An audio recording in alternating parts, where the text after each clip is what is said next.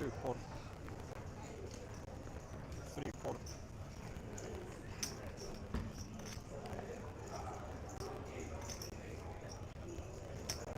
4 4 5 4 All right, guys. Oh, man. As I was doing my intro, they're doing the photo. I'm going to wait 30 seconds. 7 4 8 4 9 4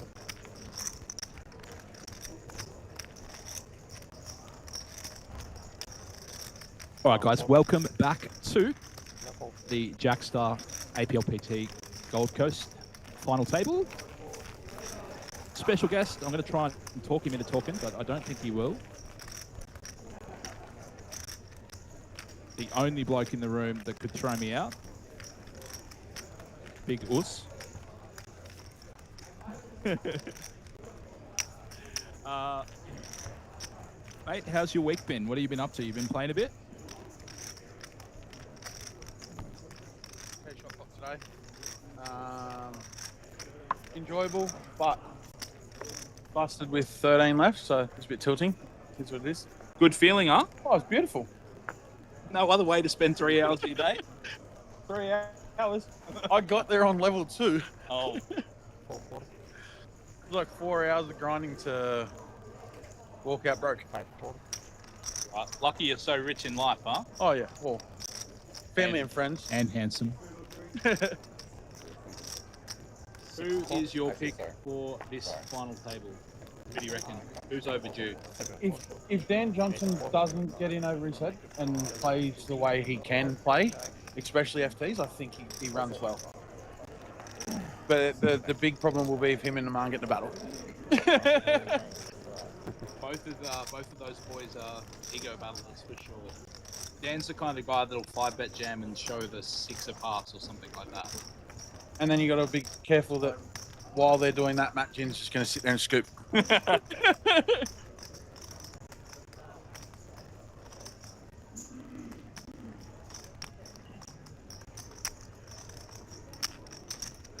8 175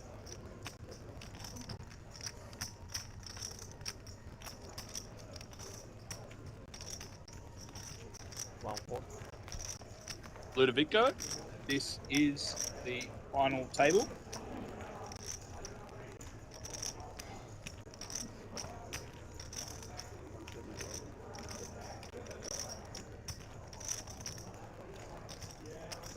In the mix. 6 In the mix right now, twos. Beautiful. Right on time, we see Dan with deuces. 3 payouts.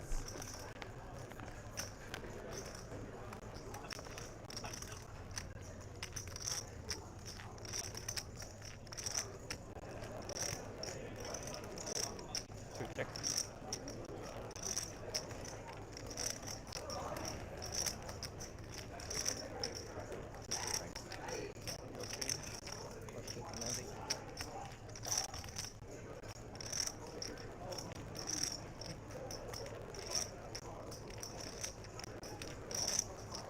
Six bet 225.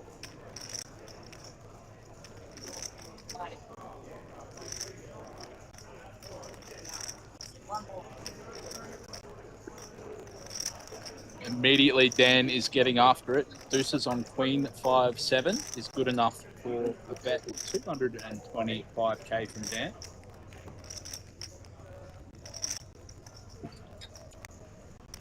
Going to be tough for Craig to continue with middle pair. He 9 only has 9.5 sticks. Jay is a lot deeper though, so he's going to hang around middle pair.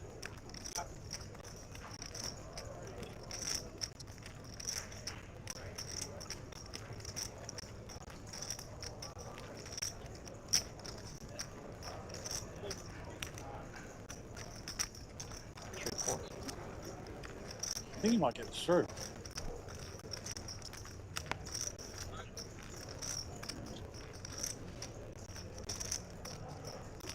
Just catching up on the turn.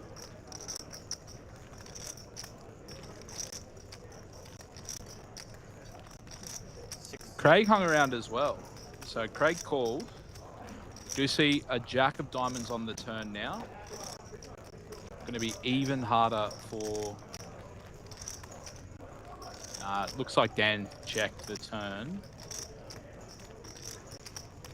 Jay on the button with the chip lead and just middle pair. Craig still in the lead with... 9 bet. 500. Looked like a check to me, but it was not.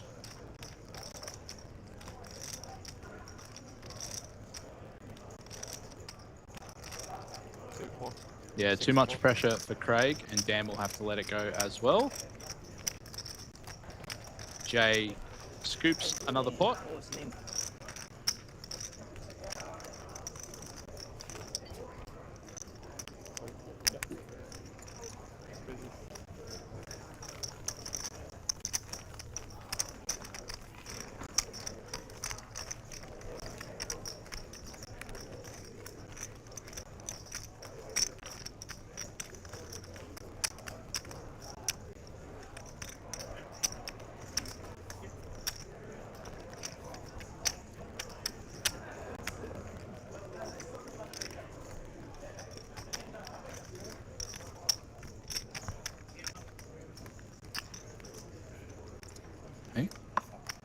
Yeah.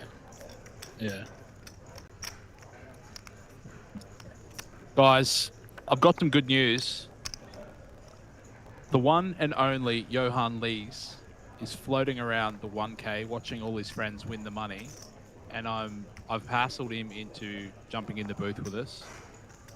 I don't know if Johan's going to sit on Matt's lap or whether he'll come and sit on mine, but we're going to get him in here. I'm going to get out of here. 4 bets.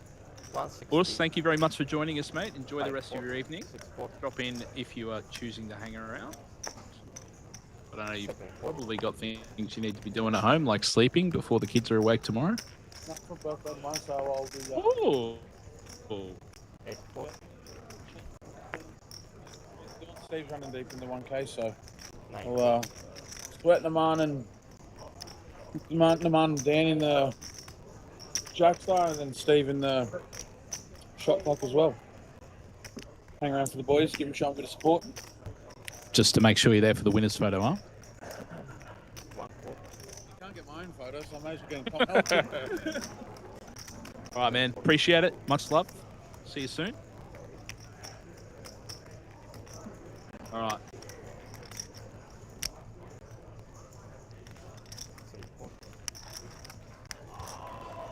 Johan Lees joining us in the booth. Hello, Liam. How we doing, mate? Fresh off a Jackstar. How'd we go? A Jackstar participation. Yeah. Imagine if they handed out any participation trophies out. Because I'm stacked with some participation trophies this week. Wow.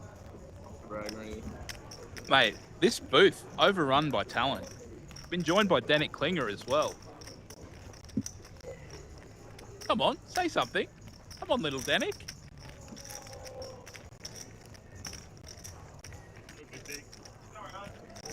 Sorry, man. Danik just came over, come and had a look, and then didn't say anything, so he's just made me look like a clown. You know who I would get to be able to talk, though? Mackenzie Alford. Going on, team. Big hand developing. I'm edging. Grow up. No one bluffs, mate. You are the only one bluffing. Value.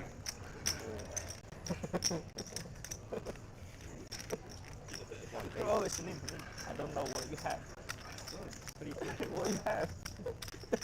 I still don't know what you have. Pair versus set, Mac. I love that. Nice. About brutal as it gets. Yeah. Hard to fold top pair off 30, but Hayden only has 15 blinds, so there's going to be able to survive if Hayden does jam. You don't play the Jackstar super high roller to be folding top pairs. It's not a tournament for folding, No. that's for sure. I don't know. He also do that. He said we have nothing. He did that. I don't know. Maybe 7. 7. We don't have. 6. 5-7 was there on the board. 5. 5-7 on the board, right? I don't know have a queen. 9. Queen jack.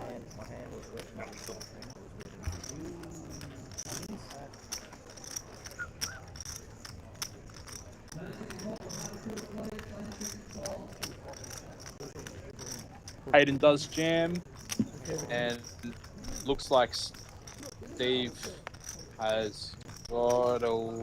No, he's called it off. Oh, you got there, Phil. Almost three-pitched winner.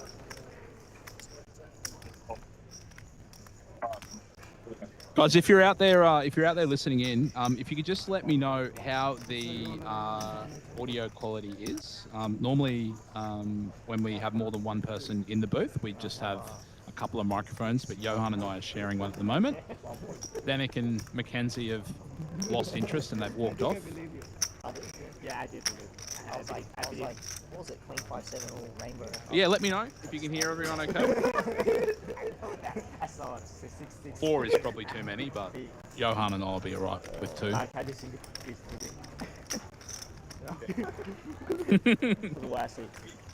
Maybe. Cheers, man. Cheers, man. have to try. It's a beautiful juice you bought me. As you get Apple juice from the bar. What a lovely guy. I wonder what he had. You know, my couple has babies. Babies. Babies too. No, they don't, man. Like, no, they like milk only. I have 7. Just a 7. Right on screen, you just had a newborn child. We have. Wow, exciting stuff. I think I have 2 there, right? All right, I'll try and get Johan to speak into the mic because I try and I lean in when I'm speaking into it, but I'll make sure I get him to as well. I promise. He's a fella worth listening to. He's very funny and very knowledgeable on the game. So while we share a soft drink together on a Saturday night. Why are you looking at it like that?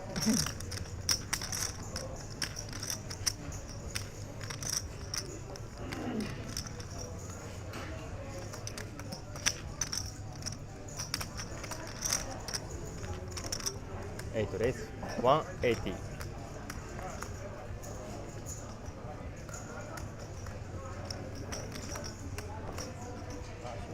Nine 4. 1 4. Yeah, the 5K, 1 century in here as well. 2 4. 3 4.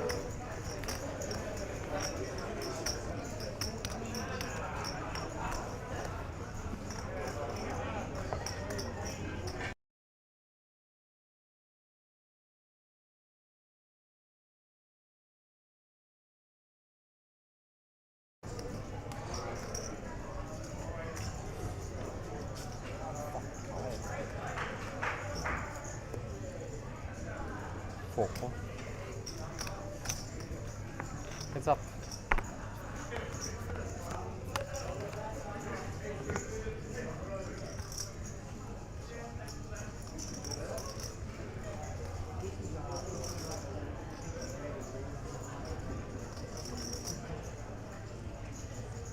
Ball check. 8 check.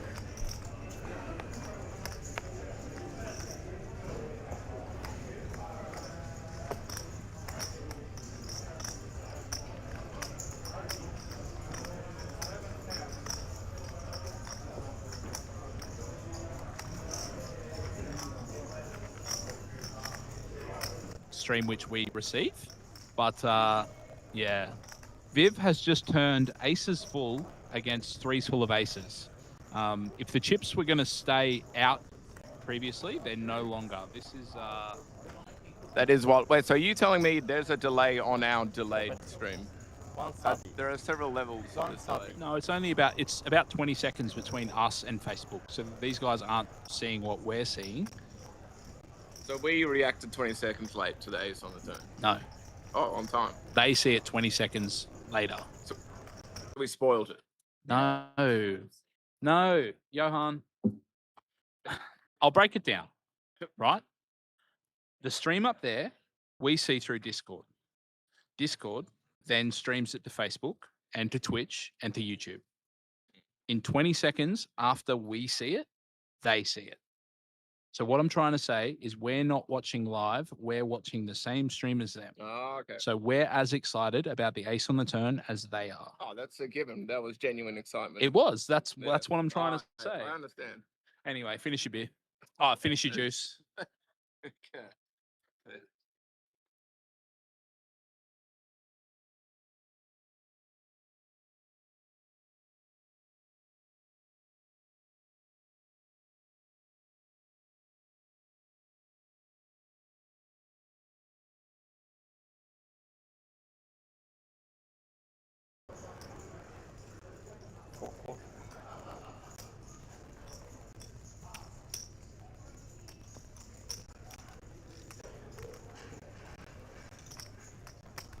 Pass card.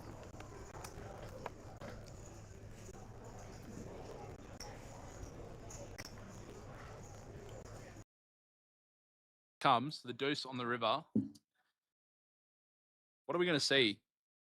So we're going to see. We'll see Viv lead. Surely he can't be checking. You mean bet again? I think you Yeah. raised the turn. Yeah. Yeah. I think I check.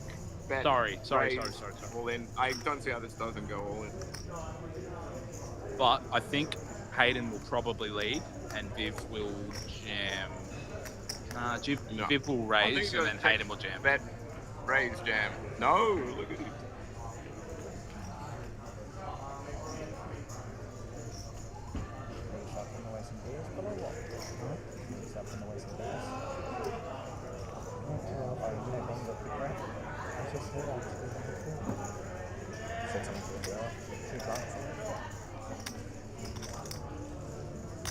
Two bet, 4 bet, 850.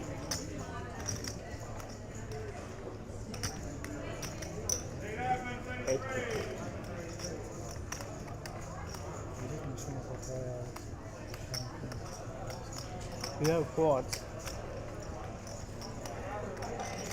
After this hand, Vivek is off to Hollywood. He's doing everything he can to make sure. Yeah. Mr. Chris Wadi tuning into the stream live. Now that's a reaction. That's on delay. That's a genuine one. Chris has just seen the action.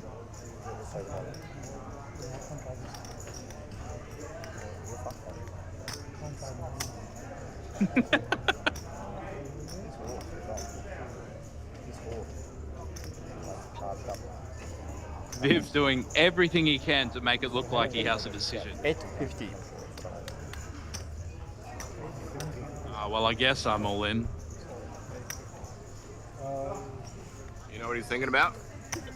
Vegas. Vegas and the Mirage. He's not worried about driving the delivery truck, that's for sure.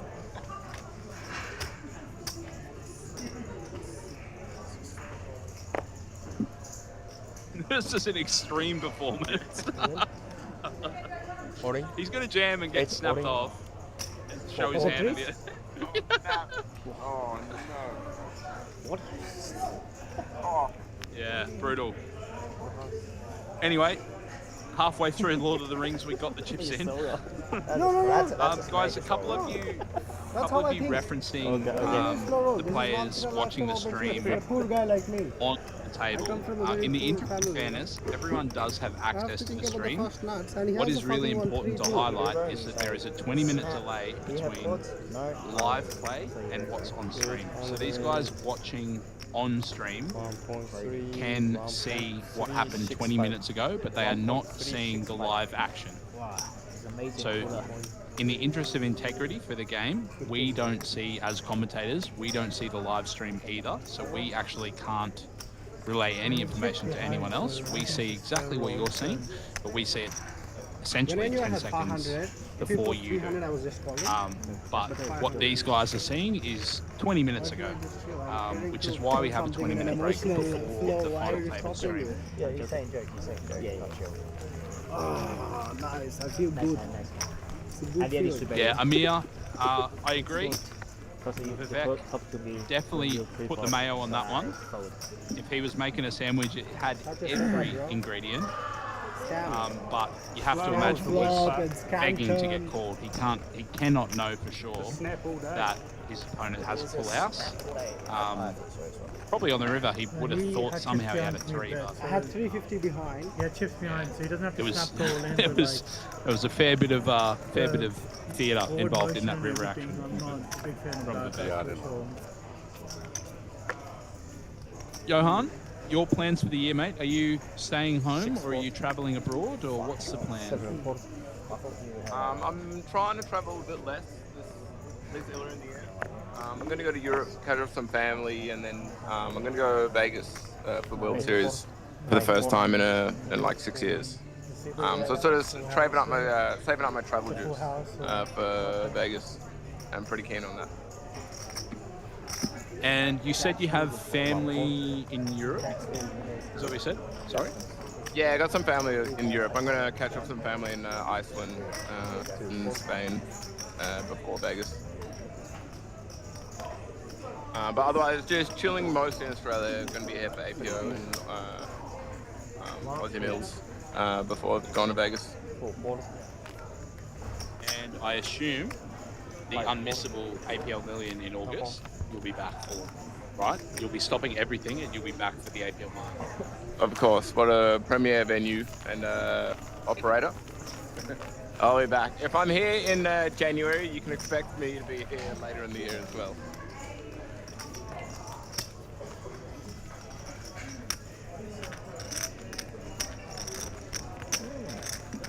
Corey, Corey in the Facebook comments, I can definitely understand your point of view, but if anyone has access to that information, everyone should be able to have it. So, it would be very difficult for, it would be very tough if no one on the stream was following the.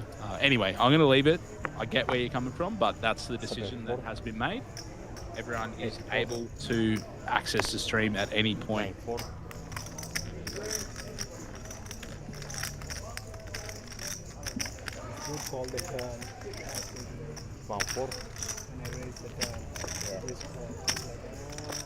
I actually think it's a good, cool thing I've noticed only at APL so far is that they've got the stream on delay. Some streams could have like half the table on their phones trying to get information. But at APL here, they've got the stream that's on delay up next to the screen that shows the blinds. So everyone's like in a fair playing field, and they can all see that in game. And you don't have to have people on their phones, which kind of ruins the atmosphere at the table.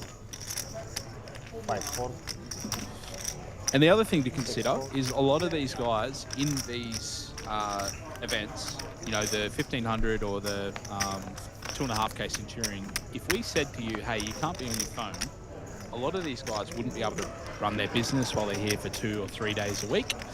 So, it's pretty important for, phones are for a lot of people an everyday need. So if we said no phones, there'd be a lot of people refusing to go on stream.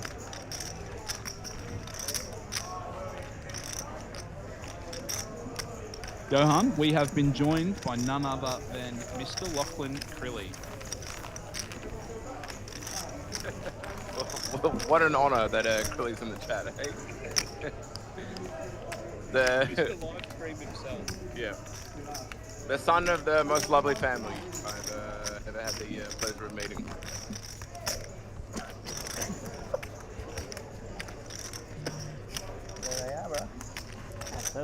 Adnan, I am not a Twitch user myself, but I will get the account you're looking for. Sorry. I think you have Jackstar.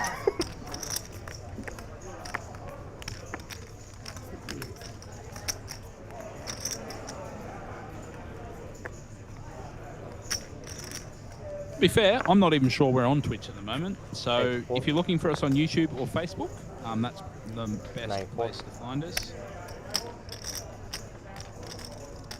If you guys saw the booth we're running this out of, I don't think you'd be asking us questions about where do you find this and where do you find that. Johan, of course, referencing the fact that we are on the main floor, posted up next to Mr. Chris Wadee at the media desk. I've got to say, it's a fair bit more enjoyable out in the open than tucked away in the broom cupboard out the back of Sharks. I know, have you been in comms with Jordan out the back? Yeah. You do have occasions where 16 different people want to come and talk to you, especially like Danik and Mackenzie, but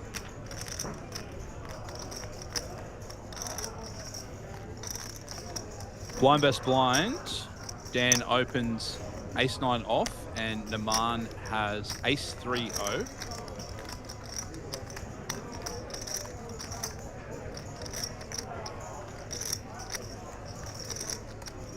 Looks like Naman's calling. He does call. As we mentioned earlier, these guys may go to battle, but they're also pretty good friends, so I don't think they'll be getting too out of line. But of course, no friends at the poker table. Do you like a bet from the man here after Dan checks, or what do you think? He could really go either way here. Get off the fence, mate. Tell us what you really think. Nah, the fence is feeling real good. But if I know my Naman, he usually does like to go the aggressive route. Get off the fence. 150. He likes to get off the fence and bet. 6-4. And bet he does and win the pot. Good bet from Naman. Mediocre.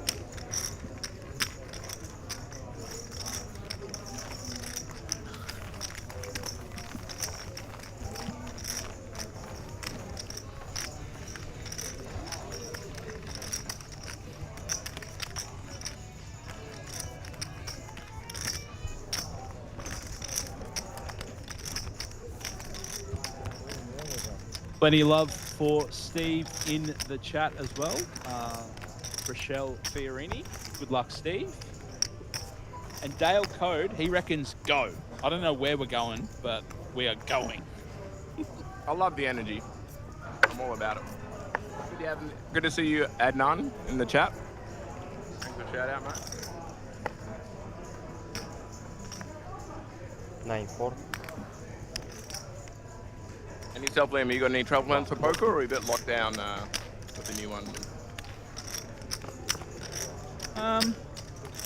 Yeah, I guess I wouldn't say lockdown. I'm definitely going to be playing, like, pretty lucky to be living in Southeast Queensland. Sorry, living in Brisbane. There's plenty of poker here and on the Gold Coast. So probably not a huge amount of travel for myself. I'd really love to get across to some of the Asian series. For example, the series that Jordan Bromley will be hosting overseas. Looking forward to that, but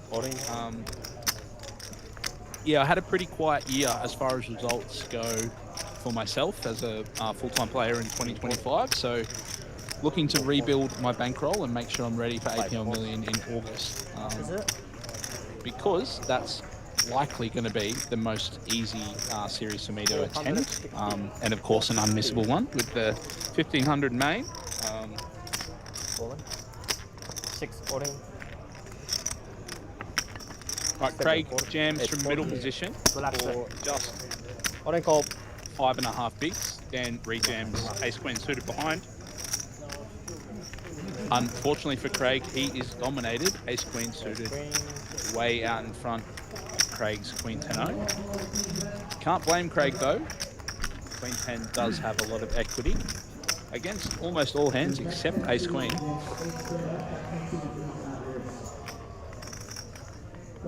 Jack 2-6 on the flop. Craig still needing. What? He improves to a 9 or a 10 now. The offsuit 4 will not be it. And that is the finish of the Jackstar for Craig Landry, finishing 9th for 8,500. Yep. Craig, one of the, say, Brisbane stalwarts. Craig, a regular at a lot of the local tournaments and especially the events here at Southport as well. That brings us down to 8.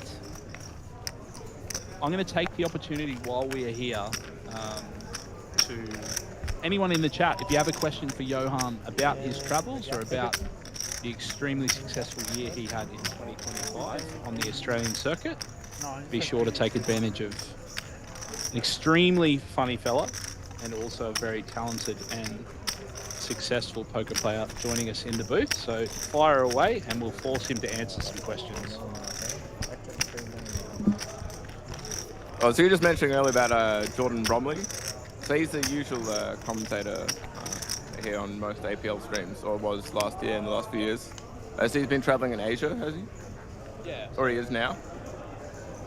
So Jordan and his roommate Tom Maguire, who many of you will know from the tournaments around, are both off to Asia to chase the riches of the Australian scene. The Asian scene.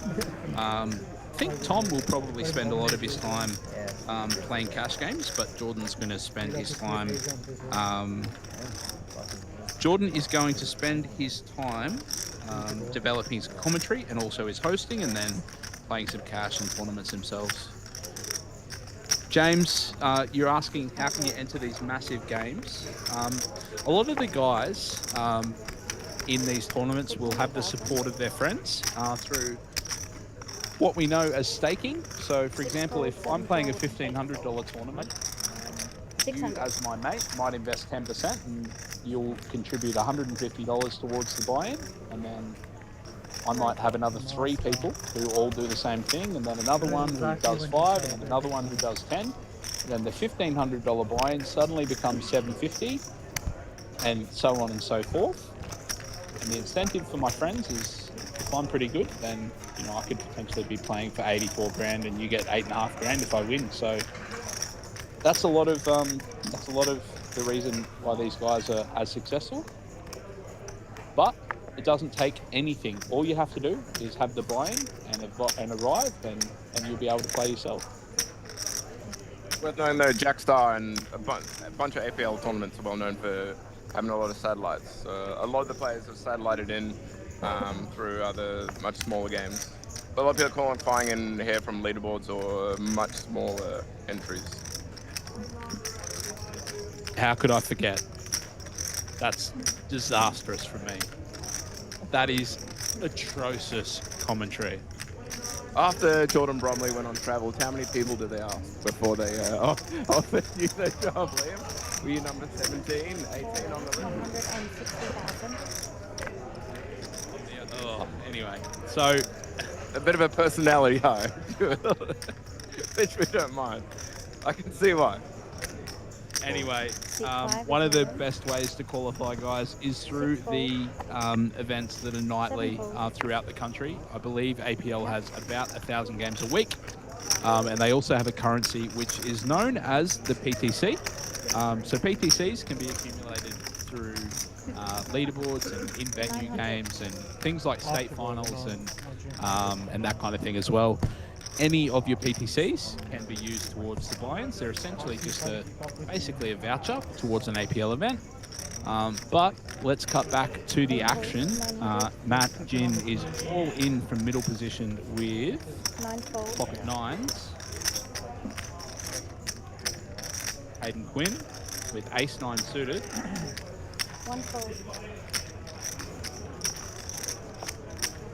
Adnan. There is a reason why that bloke This is my seat. is as rich as he is, and it is because he loves the cash game. Not yet. There's 9. Hopeful, we are playing tonight, so when we finish at 3 AM, I expect you're still going to be here chatting in the chat. Wow. Unfortunately for Matt, that is about as bad as it gets. Flush on the board with the ace-high flush will take it, and Vivek does send Matt Gin to the rail in 8 for $10,400. worth mentioning that Matt was playing for his third Jackstar title. Get in here, Spano. Oh. When you're ready, when you're ready. We've just been joined by Robert Spano. He's on another final table. He's just on another final table in the 6 max. What we are going to do is we're going to see him win that trophy, and then he's going to come over and join us in the booth as well. But yeah, coming back to it, Matt was playing for his third Jackstar title, so he's won 2 previously. On par with Michelle Anunu, who also has 3 Jackstar titles. But it wasn't to be. Pocket 9's no good against the aces. 6 raise. I was actually unaware people win Jackstars and do well. This is news to me. Several people repeating Jackstars. 8 fold. Yeah, Matty's not happy about it. Unfortunately for him, you can only do what is in front of you. And he can't know that aces are behind him. So, yeah. Unfortunately for Matt, the hand played itself. Yeah, no, apparently there are people who do well in the Jackstar. Not you or not I, but there are people out there who do it. I think there has to be someone. Yeah, there is. Usually our dealers are always doing really well. Guys, if you're just tuning in, my name is Liam Murray, and I am fortunate enough to have been joined in the booth, well, at the table, by Johan Lees, one of the most talented poker players traveling the circuit around. I'm trying to get him to go red in the face, but he's just kind of brushing off his shoulder and just saying, actually, it's about time I get some recognition. We said it before, if you've got some questions for Johan, please throw them in the chat. You raised 225. We just had Robert Spano come by the commentary booth. I was playing with him yesterday, and he was trying to get me to remind the chat about the joke I told him yesterday that kept him entertained for hours. Liam, why did the chicken cross the road? 6 bet 80. What's that? Because! Don't let. 9 fold 80. All right, guys. Thank you, Johan. We'll see you later, mate. That was terrible. 6 checks. Pocket pair. For those of you wearing headphones, I really apologise. Nate, with a shout out to his cousin, Dan Johnson. Nate, let us know in your most polite manner, what was Dan like as a kid? Was he a rat bag? I bet he was. Turn drop his hands. Nice coin, no? Fuck, didn't put one out. Waiting for you. Flop. Put a jack on the fucking, Jack on the river, bro. No way. On his hand, Oh yeah. Next time.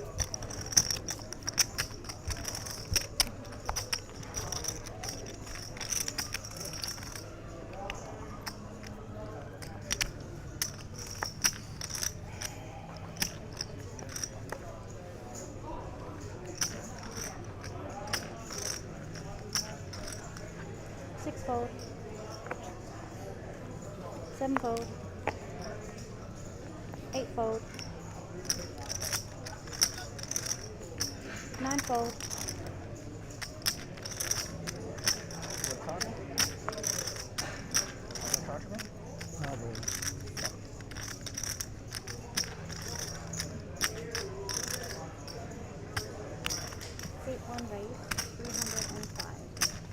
Ace Queen on the button for Stephen Smith. Yet again, one of Australia's best cricketers. We do have another regular in the 1K scene, Steve Smith as well. He's a tattoo artist from the Sunshine Coast, though. But Steve Smith is going to get it through on the button, and we have confirmed that Dan Johnson was a hypo kid. He can tell us that much. We are seeing the winner's photo, sorry, the final table photo for the teams event. I'm just going to mute for a couple of seconds because those teams players are pretty loud.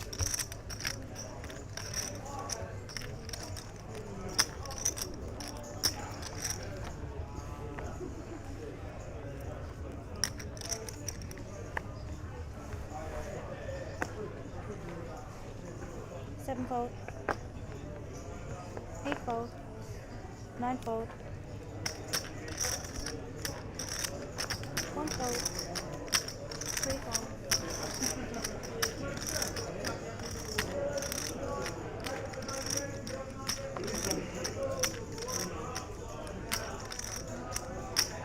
seat 4 is all in and 6 fold. All in and fold. Black. All in and fold. We have all in and four on the Jackstar on the table. We have Queen 9 off versus Ace 3 off. Queen 9 at risk. We have an 8-2-4 flop. Ace on the turn. You give up?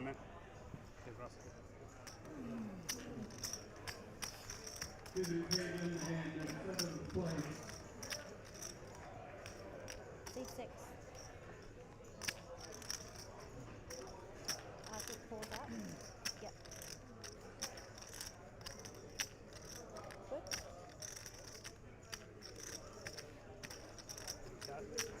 I know, just go with it. You're fine. Small blind, you full big blind. Hey? Jam small blind, you full big blind. Yeah. I'm folding there, Morris. It's like 6.5 big racks of this. Sound is. Small blind and 50. What is it? 50. Yeah, I think when you came up probably close.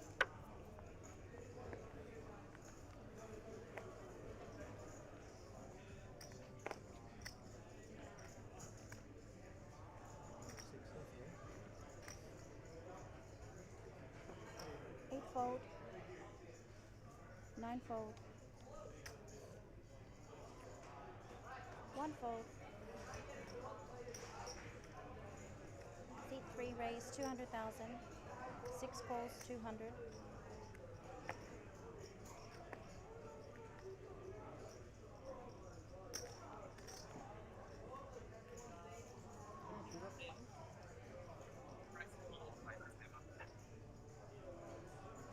Yeah.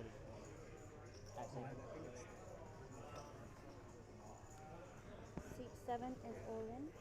3 fold. 6 fold.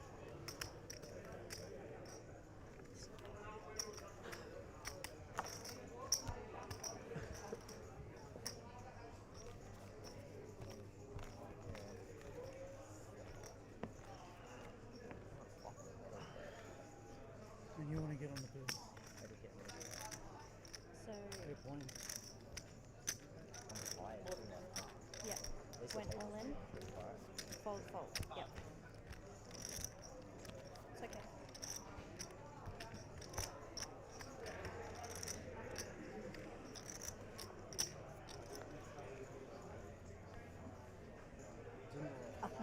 Shoving so many hands and finally the diamond raise. Easily 30 pounds. 13 so that I saw, yeah, where he shoved anything at me. 9 fold. 1 fold. 3 fold.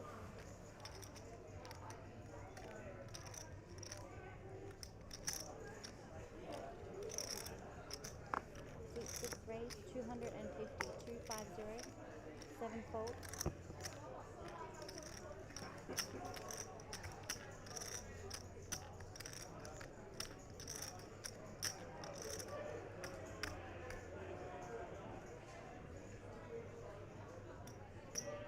8 calls 250.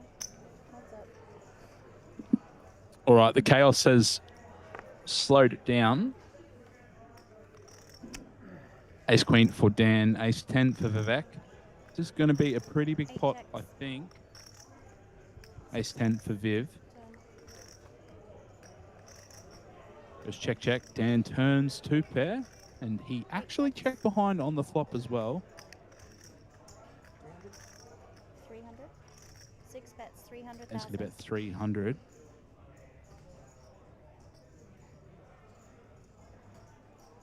8 calls, 300. 200k.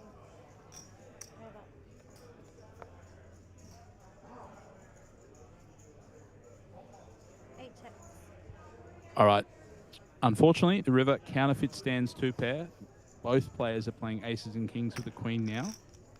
The only way Viv loses this pot is if Dan 6 bluffs. checks. Can he find it? No, he does not. And they check it down and chop it up. Aces, kings, queens. 5, 1, 2, 3, 4. Yeah, mate, come on. Fucking bad, River. Put a fucking 10 out there. Yeah. You running good, huh? Had ya? Check blocked you? Good, I didn't lead out. Maybe a call. You know what? I should have bet flop and then smart turn and get you out of there. That was just a fucking unlucky river though. You say that now because I have ace 10, like, you wanted the maximum order. Yeah.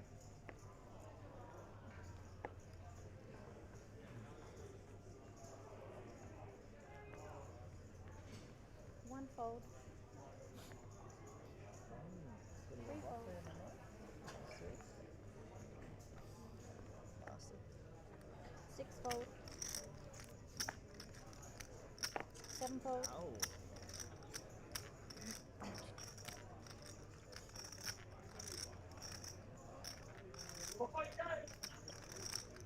CD raise 250,000.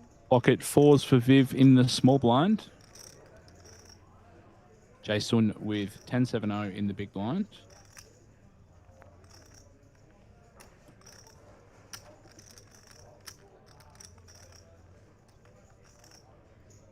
Hung, this is our final table, so there are 6 players remaining. We are going to be playing through to a final as well, so hang out. We'll be here for quite a while yet. I expect this probably to finish around 2:30 or 3 a.m., which is upsetting for me, but it is what it is. Johan has rejoined me 8 bets, 140. in the booth, thankfully. 9 fold.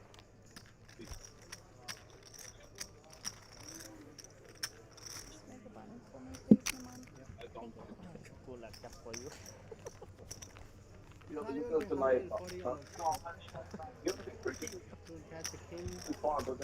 It starts to look real degenerate when you're going to shuffle around and the hard way. That's why he was so over the top and content. Correct. Yeah, like if we Yeah, even if it's walking around like yeah. they're like oh, it's like anything it's like But exactly, it's like a lucky bet. 3 fold. 6 calls, 100. Thank you very much for everyone tuning in. My name, of course, is Liam Murray, and I am joined in the booth by Mr. Johan Lees. Johan, you didn't miss a huge amount on your toilet break, but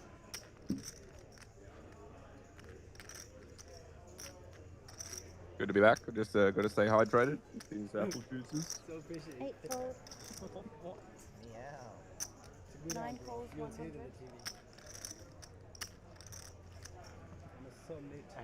Only aces. I just wait for aces. Free to see 3 cards. 1 check. 3 winners. Please don't give me that draw. Please check. 9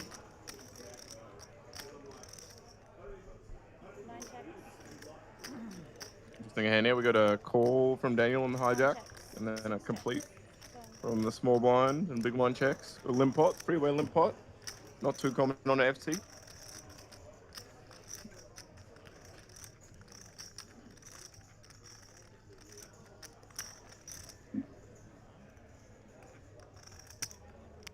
Bets 250,000.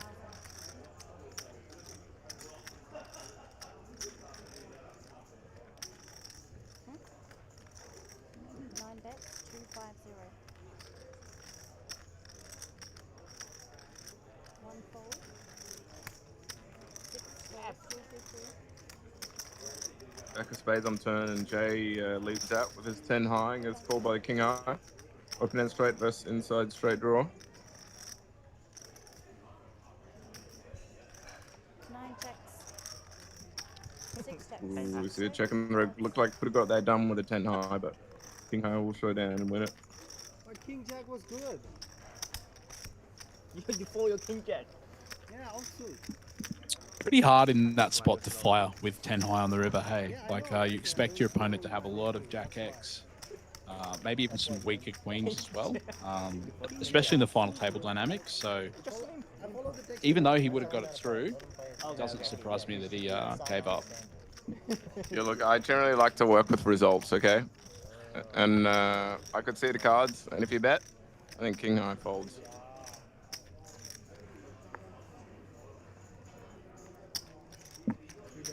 All right, easy to say in hindsight.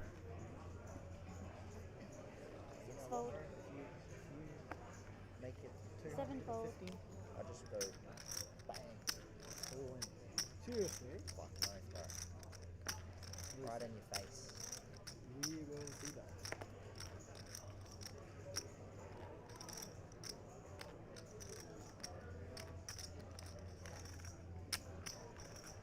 Raise 225,000. 9 fold. 1 fold.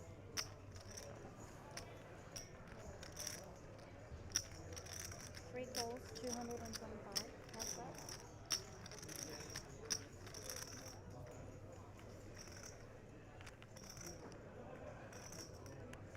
Three checks.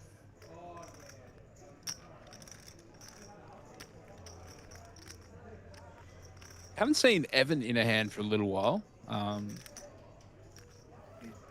He does defend the big blind with king 10. Pretty natural defend. He flops a gut shot, but faces a bet from Vivek. 1.5 bigs. Evan and Vivek are very deep, so a jack on the turn would be disastrous for Viv. It is the offsuit 4 though. Not much for Evan to do other than check.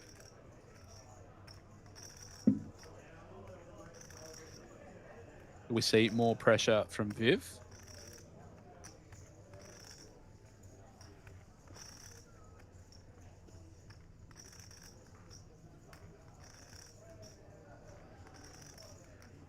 Yeah, it does look like it. He's going to go about half pot or maybe a third.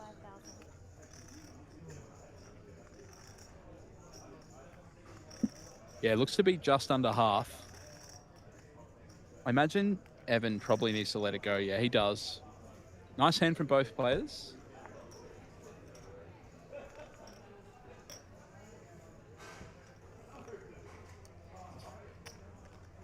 Viv out in front with 5.8 million.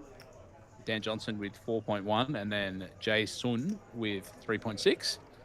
The other players, Naman with 1.9 and Steve Smith with 1.1.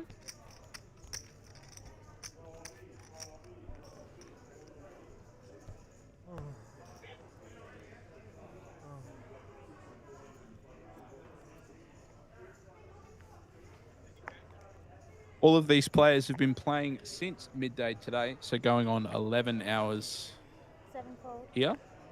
Looks like Jay is just about asleep. 9 fold. It does actually seem like pretty deep stacked final table for Jackstar. Usually used to Jackstar being quite turbo, but it seems like a lot of carnage has happened relatively quickly to get this point. It's pretty deep for a FT. Yeah, I was saying earlier that I think a lot of the better players, sorry, I'll start again. A lot of the more experienced players had chips during the lead up to final table. So what that meant was that the stacks essentially got deeper and deeper. So, you know, there's a lot of skill in deep stack play. So if you've got 40 bigs and your other opponent has 40 and you happen to stack your opponent, suddenly you've got 80. You're really able to wreak havoc on the other table mates. So someone like Naman, for example, Naman had a lot of chips around the bubble, which meant that he just was running rampage. raising a lot, c-betting a lot, 3-betting a lot, and just continue to accumulate chips. Naman, are we talking about the same person? Are you sure? Raising and 3-betting. that is the Pakistani prince Naman Mirza. So yeah, unfortunately for Naman, he lost a couple of flips, mostly to Viv, pocket 9s against Ace King, and then pocket 7s against Ace King as well. So, but he's still in the mix. Naman still with just under 2 million. 200,000. I'm gonna open it up, Johan. You can pick one person as your pick of the final table. Who is going to be the winner? For me, I'm just thinking who I would hate to have on my left the most, and that is Naman, for sure. But to be honest, I haven't played with a lot of players at this FT that much, so I might be too well versed in their games. But like saying earlier, I think if Naman gets a double, even just one double, I think he's ready to rampage the table. And if I will say, if Naman does win, it won't be just from getting good hands and winning flips. It'll be through some exciting poker. Yeah, so Naman's history in, I guess, Southeast Queensland, he's had a lot of deep runs, but not a lot of good fortune with opportunities to win. So I personally would love to see him go deep and have the opportunity to win, because so often, as his friend, he has been on the unfortunate side of a flip, which so often decides the tournament. But yeah, I mean, Evan Miho is a beast, and so is Vivek. I know that Vivek has been working really hard on his game, and as a recreational player, I know that Viv works full time, but he has really been putting runs on the board. And Dan Johnson, the little maniac from New Zealand, he's been putting a lot of work into his game as well. I reckon you'd probably say I'm on the fence with that spiel. I've just given everyone a bit of a pump up and not really said much. Just a fan of the people, right? The people.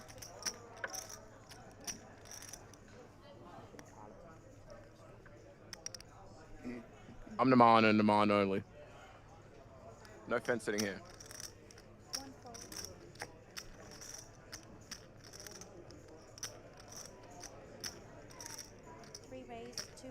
So granted, I'm a bit of a bandwagon supporter. So if I see some cool poker, I'm happy to be persuaded someone's doing some cool tricks. Couple of kick flips and some shove-its you're a fan of? Look, I was thinking more some Heelys and rolling down the street. Cool is cool, all right? 7-fold, 8-fold.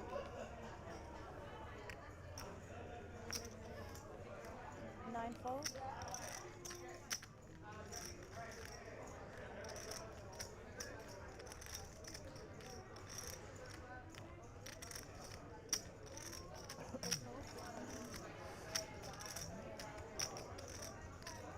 Guys, I've realised that Johan is a chip monster.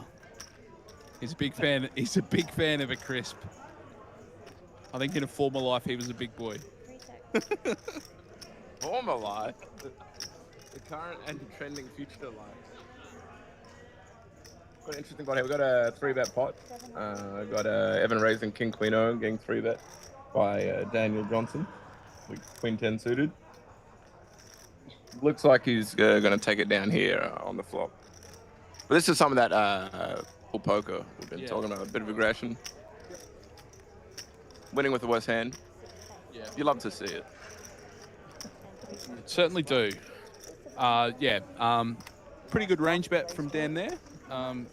He's going to 3-bet a lot of his better ace X, and of course, you can't fault Evan for opening the King Queen and then calling the 3-bet. But yeah, good poker from both of them. No doubt Nate, Dan's cousin, will appreciate that one. Steve Smith in our big blind now with just 11 bigs. Sorry, 12 to start the hand. He'll be looking for an opportunity to double. But, you know, plenty of power in 10 bigs. 10 becomes 20 real quick. 7-fold, 8-fold, And if he does find that double, he'll be right back in the mix as well. 9-fold. That sound like you, mate.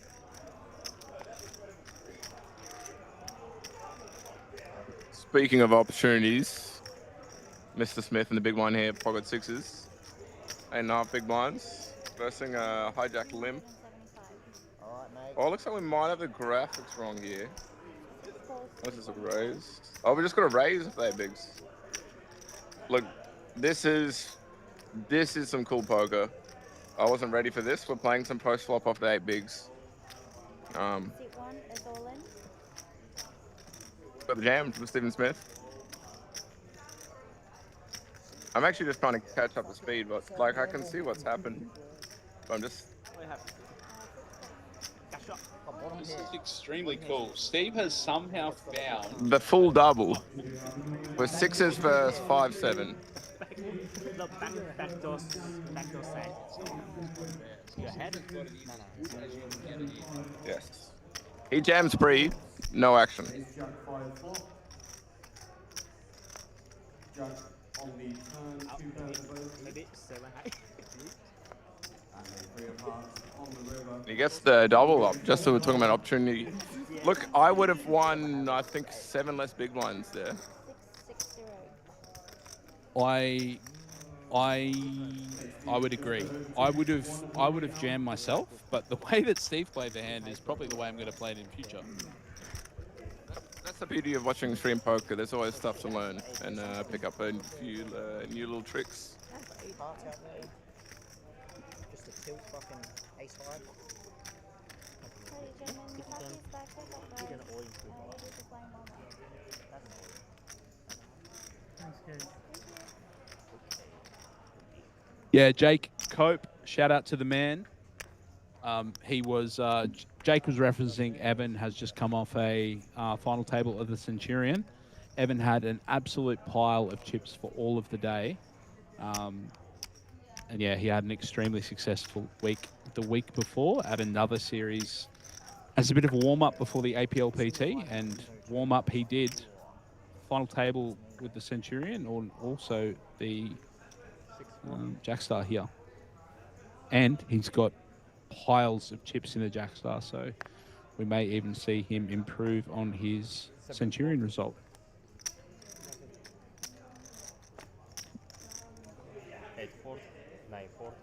Cool to see people just rocking with momentum going on in the wins. Just seems to be the way poker goes. When you win more. It rains, it pours.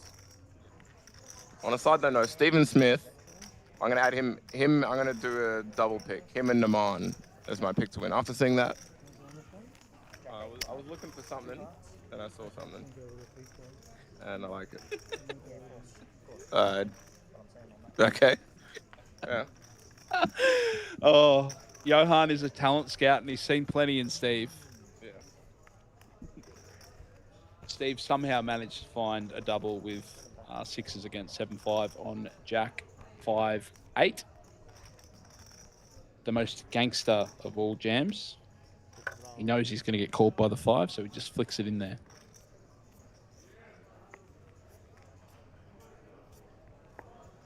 Johan, what is your favorite career poker memory? Is there a moment that you really sticks out to you as your favorite? There's a lot of memories to look back on. Get off the fence, But there was one time at Southport Sharks. Yeah, I just busted a tournament. And I was wandering around and I didn't have anything to do. And then a very good friend of mine, Liam Murray, asked me to the booth. And I was honored. Such a rush. I felt so wanted. I can't think of a better moment. Yeah, look, as illustrious as your career in poker has been, I was nervous that you weren't going to acknowledge the absolute pleasure it is joining me in the booth for commentary. So, yeah, thank you for the appreciation. Mr. Chris Wadee is just wondering why we're dribbling so much absolute dribble. Chris is coming off the back of a 6-week stint with no sleep. I remember asking Chris on the 10th of December how many sleeps till Christmas, and he said 3.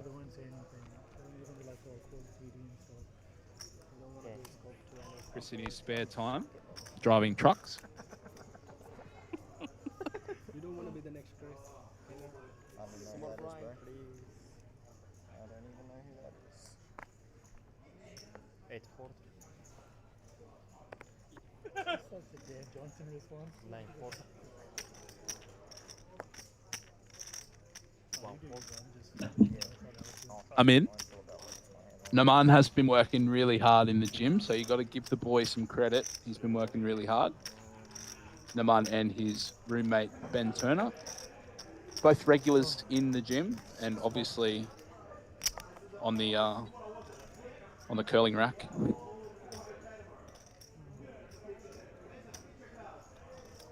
Curls for the girls, as they say. Philosophy Naman's big on, evidently. 640. Just stream notes. Huh? There's stream notes. You can't live without him. Daniel Duor, thank you for joining us, mate. Always a pleasure to have you. Should we squeeze in some wrestling chat? Yeah, It's been a while since we've mentioned the wrestling, surely.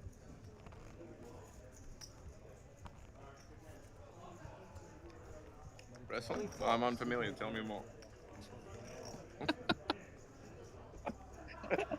Both Jordan Bromley and myself are big wrestling fans, so we often find a way to squeeze some wrestling chat in, and the chat goes off. Really? I had no idea they let children commentate on APL streams.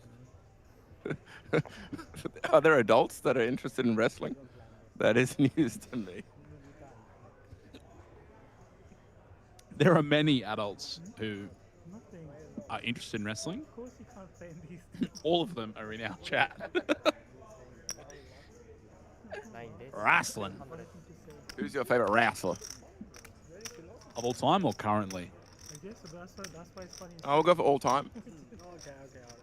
140. 340. My favorite heel of all time is JBL, John Bradshaw Layfield. I don't know if you're not a wrestling guy, right? You don't know that. You don't know who that is. I'm familiar with the heel term, but I don't know who that is. Okay. And my favorite face of all time would probably be Mick Foley, Mankind. Surely you know him. Johan, what was your childhood, man? With John Cena. Yeah, that's a wrestler. Undertaker. Yeah, look at you go. Couple. But then I progressed from primary school and they put me in high school. Anyway, going to be by myself for the rest of the stream, guys.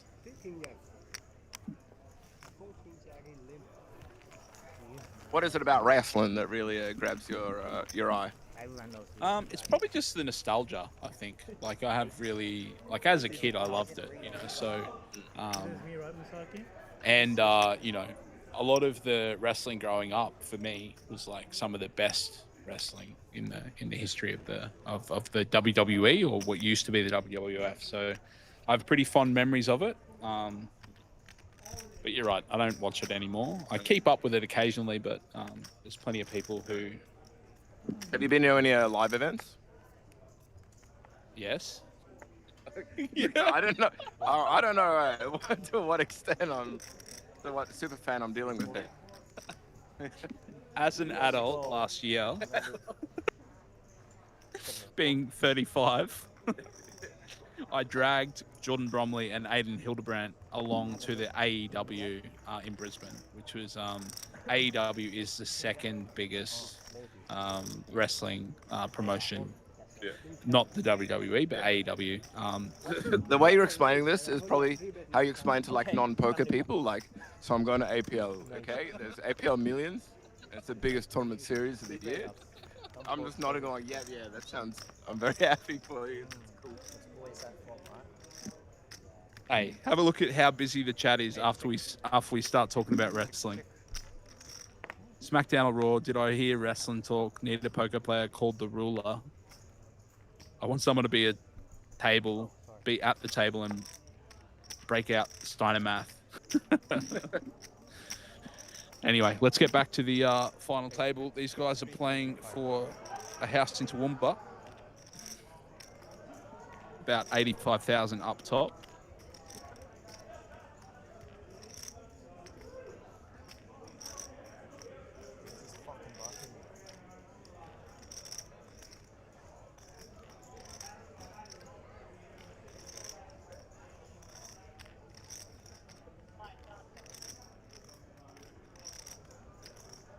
If getting after it here, leading the King of Clubs on the turn with the gut shot and the flush draw. Jay is going to call with Queen 10, 10 of Clubs as well. Looks like Daniel's been doing a lot of limping, which is creating some interesting dynamics you don't usually see. And we see with the 10 high, Vivek is rewarded with aggression, making the King Eye straight on the river. What size do we want to go here with Viv? So, I mean, obviously he gets snapped off by the best flushes, but he has the 9 of Clubs himself. This is blind versus blind as well, so it doesn't have to be a really good flush. Sorry, it doesn't have to be a made hand. So Viv has to pick a size. I'm thinking somewhere around 400. Probably about 4 bigs to try and get heroed by a pair.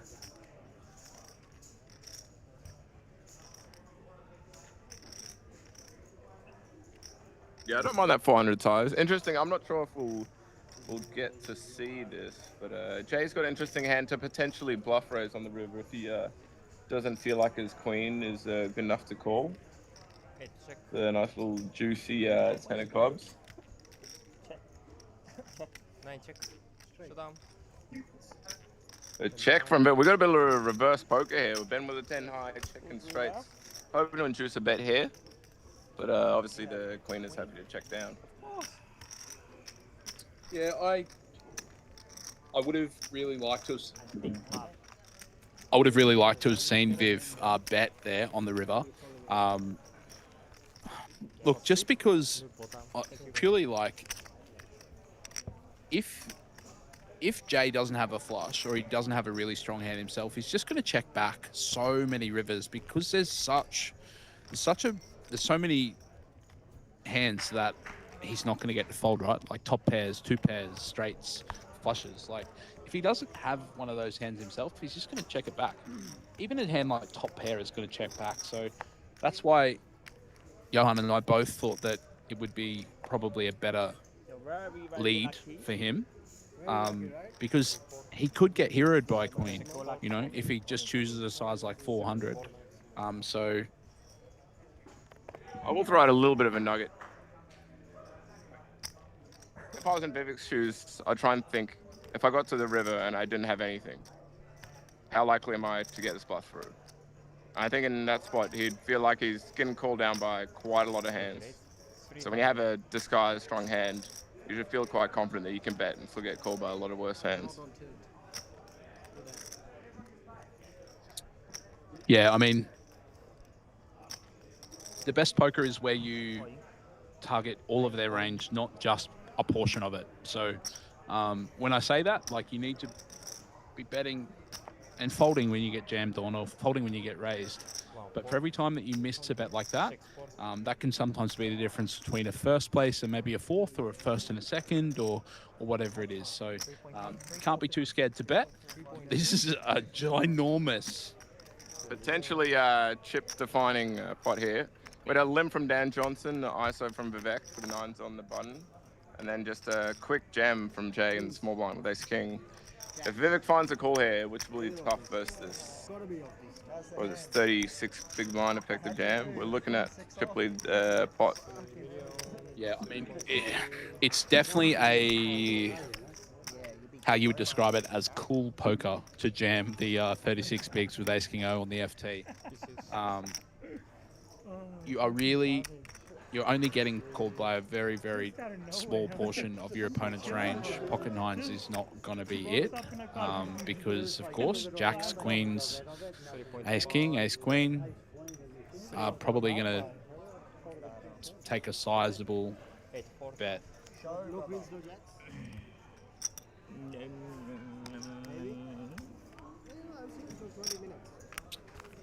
I have nines. Good fold. No good? Good fold. Good fold. For me. Good luck for me. What you fold? Yes. Yeah, Nate, not even Viv can call off there with nines. 60, 120. 36 big. Yeah, pretty good jam. Looking at it with ace king, getting nines off the hand. You could potentially 3-bet and for a size less than all in, but likely get a call from the nines. So we've got the perfect result. Denies all the equity from Vivek and wins the pot without any flop. You want to get the jackpot. No more grinding.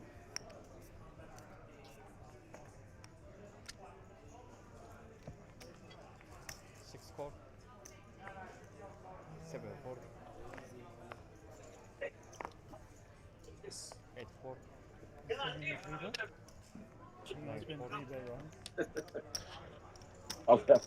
Oh, you're gonna hate this hand, bro. Wow. 4. Oh, wow. Yeah, this is the hand, and you got an ace on the flop. Oh, no, this isn't. Yeah, this is it. This is it. This is the hand. Oh, okay. I'm Oh, thinking no. This is green four. No, that's not the hand. Queen for 4-bet. Nah, this is not the hand. This is not the hand. 3 days. 400. That's why I said it's profit. I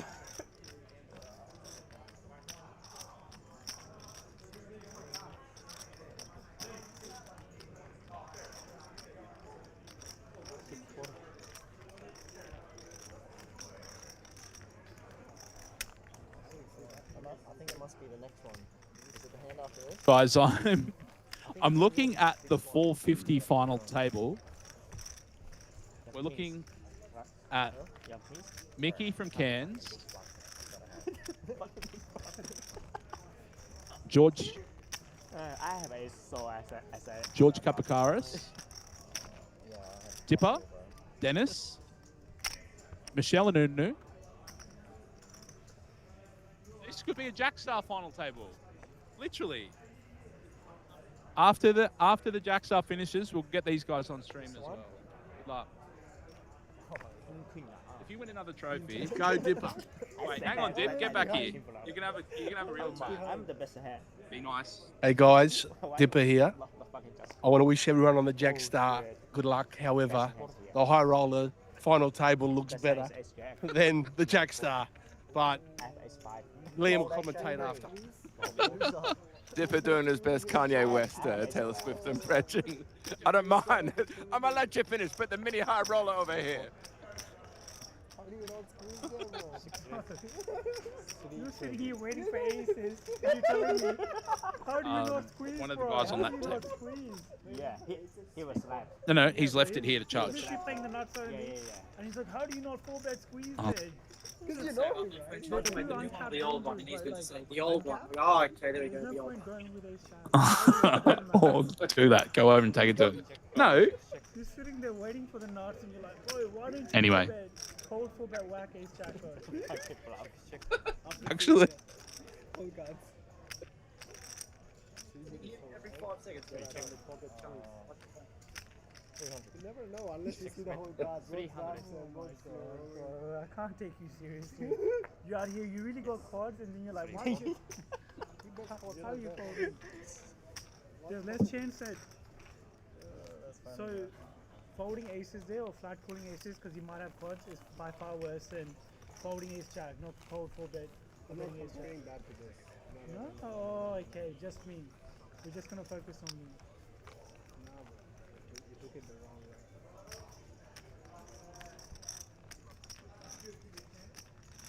I just want a ladder. I'm just waiting for those ladders. Fold, fold, fold.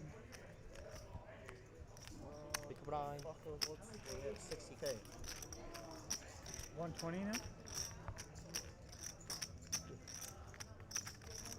61, 20. We got you out of there, mate. Oh, you're such a nit. What can I do, bro? I think I need. I thought you had a reputation for being an aggressive player, bro. I do, but it doesn't mean I'm just reckless for no reason. Keep telling yourself that, mate. 84.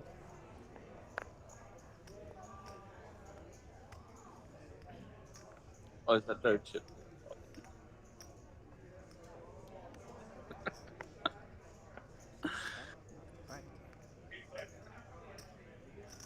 This is practice. Yeah, this is practice. 9 days. 250.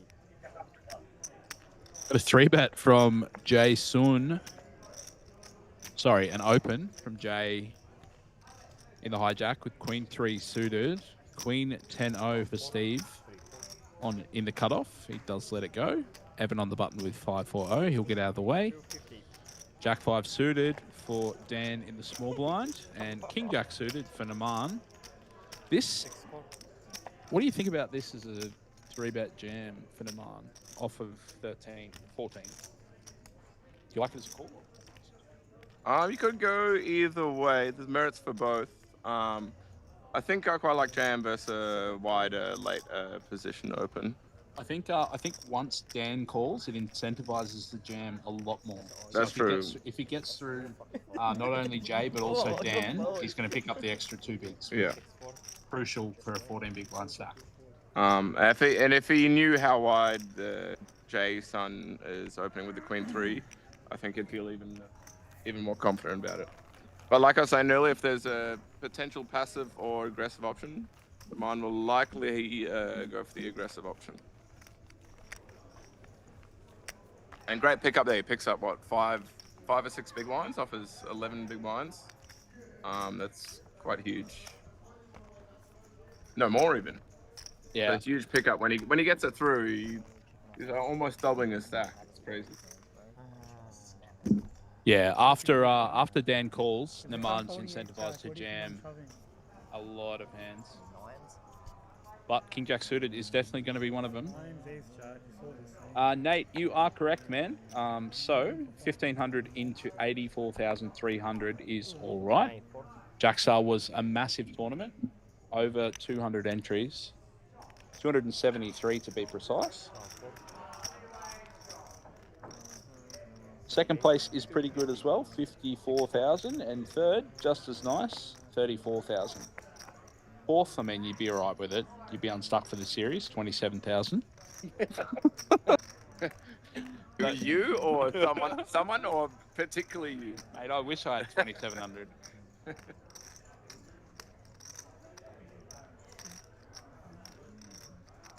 Sometimes it's easy to forget how much money they're playing for. Yeah, sure.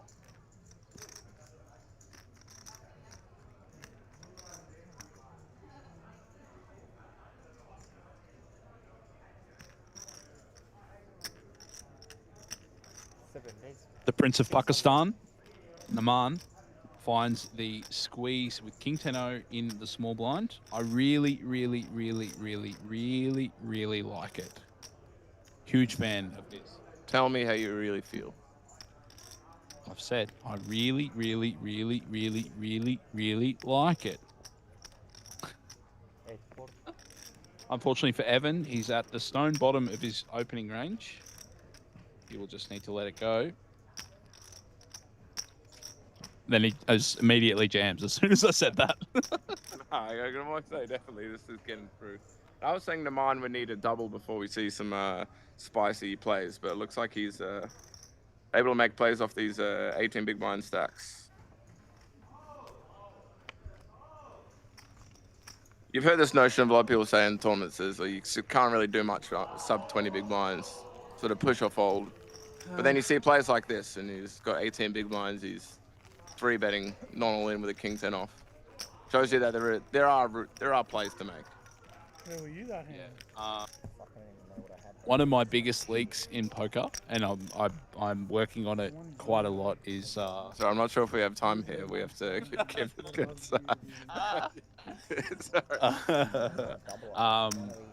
is I have too many raised folds off 15. Double me up. So I'm a big fan of Demand's 3-bet there from the small blind. It looks extremely strong. Put some respect on his name, he says. But yeah, no. There's plenty of maneuverability with just 15, especially when the when our chip leaders have 50. Sorry, even 47. So if Naman doubles back to 30, he's well in the mix. It's worth noting who he 3-bet is one of the chip leaders, who's going to theoretically open off quite a wide range. So it's not just someone is opening, it's who's opening and who's opening with what range. It's a good spot from Naman. I really like it too. Operators have started putting a bucket.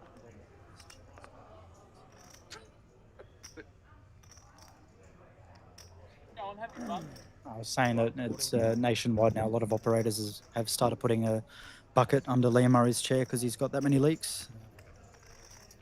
Great insight there from Chris. There's only one of us that plays poker and takes photos every week, mate. We have sevens that time, mate.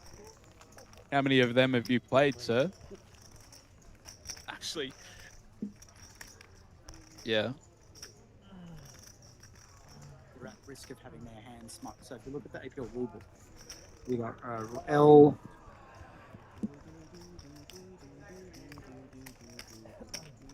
Player protection seat. So we've got Jason the rule O. Oh no. Oh, guys, you've just missed an absolute stinker. On behalf of APL, I have just fired Chris Waddy for the joke that he just made. Oh my God.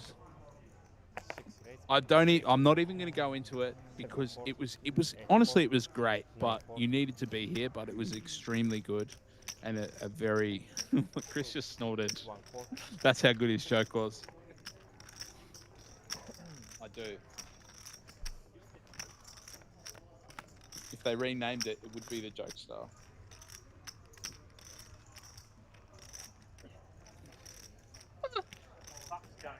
Oh yeah, no worries, mate. All good. Sure.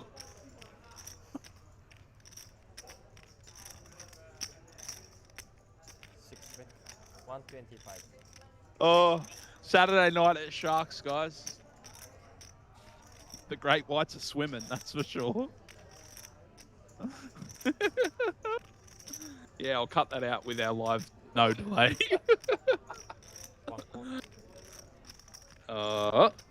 So, Dan is going to get it through. Wow, holy dooly, we are playing some street poker. Steve checks jack high, Dan c-bets ace high and turns top pair. Yeah, we call it Steve Smith's gone for the reverse float here from the mine, the jack high.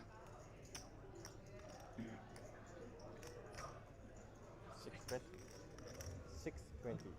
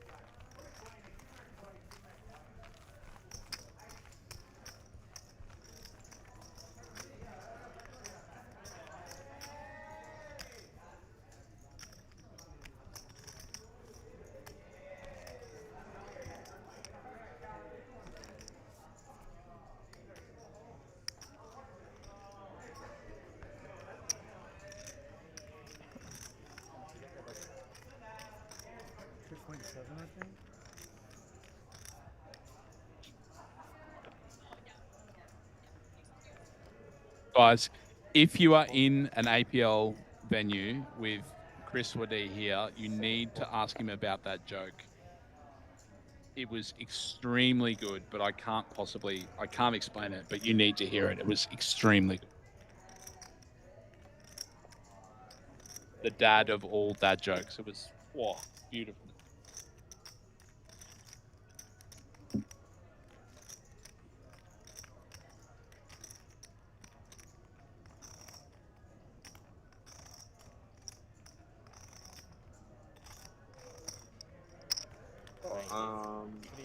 What do they do bottle here?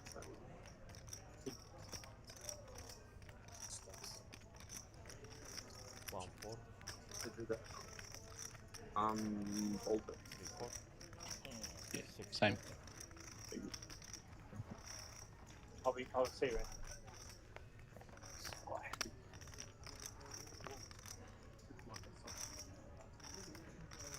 Check.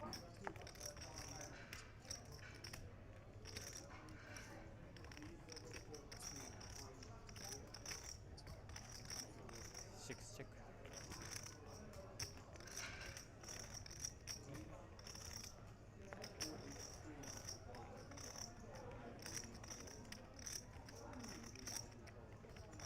Got some star-studded final tables floating around the room as well. The 1100 shot clock. Sorry, the 1100 six max. And see Steve Smith, the other Steve Smith, Rob Demelian, Adam Thagard, Robert Spano, Isaac Zhao from Melbourne, Rob Spano. I'm not familiar with the gentleman in the blues name, but that's only because I don't know everyone.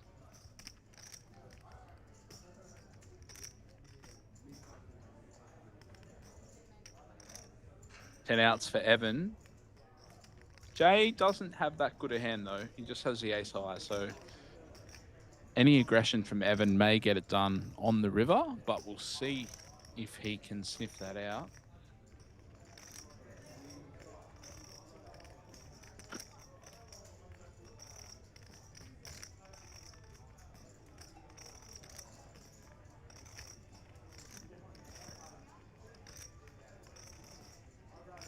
Mr. Time himself, Rohan, joining us in the Facebook chat with his younger brother, Naman, on the feature table.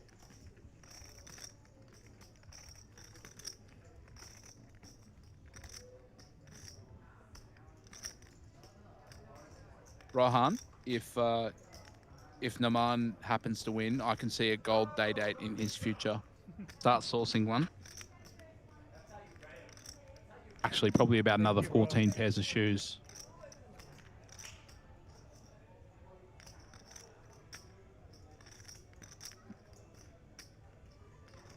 Do we see a bluff from Evan? What do you reckon? Is he considering one? Anything a bluff raise? Oh no, he lets it go. It's tough to go just to the 10 of diamonds there. Good aggression from Jason.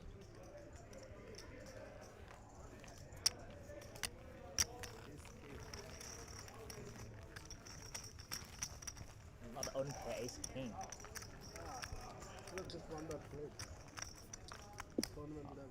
I was playing with Jay earlier today, and he had someone filming. Yeah. And Peter may be creating a vlog, but I'm not too sure. Are you familiar with what's going on there? I am. So, Jay and his partner are visiting us from China. They run a poker channel on, I believe it's TikTok. While Jay is playing, his partner will often film his play. And then when his partner is playing, he'll film hers. From what Chris was saying earlier, they're off to Jeju in South Korea after our series. So it's been a pleasure to have them here. Hopefully, we'll see them again for the APL Million in August. That is, of course, one of the biggest series in the, would you say this hemisphere? There's not too many others like it. Yeah, I think that is fair, very fair to say. Yeah, the main event was one of the biggest, entry-wise, one of the biggest in the Southern Hemisphere last year. A couple of our very good friends, Igor Sibel from Brazil originally, but now harassing all of Adelaide for their money in the poker, and also our boy Cooper Feltham heads up in that one, and I believe Igor was the recipient of about 750,000 Australian buckaroos, 1,500 to enter. We were mentioning it before. You can enter with AUD or PTCs, which can be generated through the weekly and nightly events at well over 900 games around the country with the Australian Poker League. If you're looking for any of those venues around the country, head to playapl.com and you can follow the APL Poker Tour around the country as well, with a stop just about every 6 weeks or so. The APL Poker Tour is off to Sydney next week, to the Canterbury Hurlston Park RSL Club.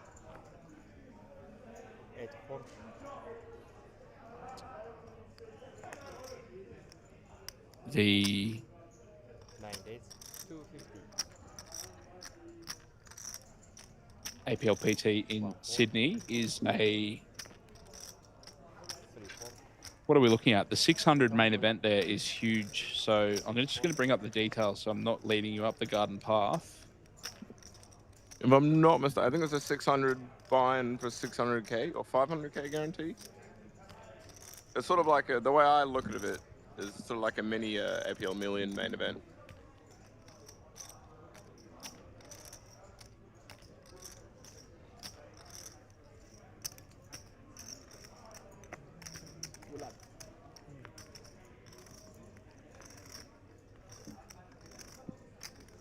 So from the 23rd of January through to the 1st of February, guys, the APL 600 is being played at the Canterbury Hurlston Park RSL Club in Sydney. The main event has a $600,000 guarantee, 600 to play, which is ginormous. 1,000 buy-ins guaranteed. It's going to bring us back to the action here. We've got Jay opening the hijack and the Mind playing the big line, Queen Jack, flopping top pair versus bottom pair of Jay. Interesting to see you go either way in call or raising here.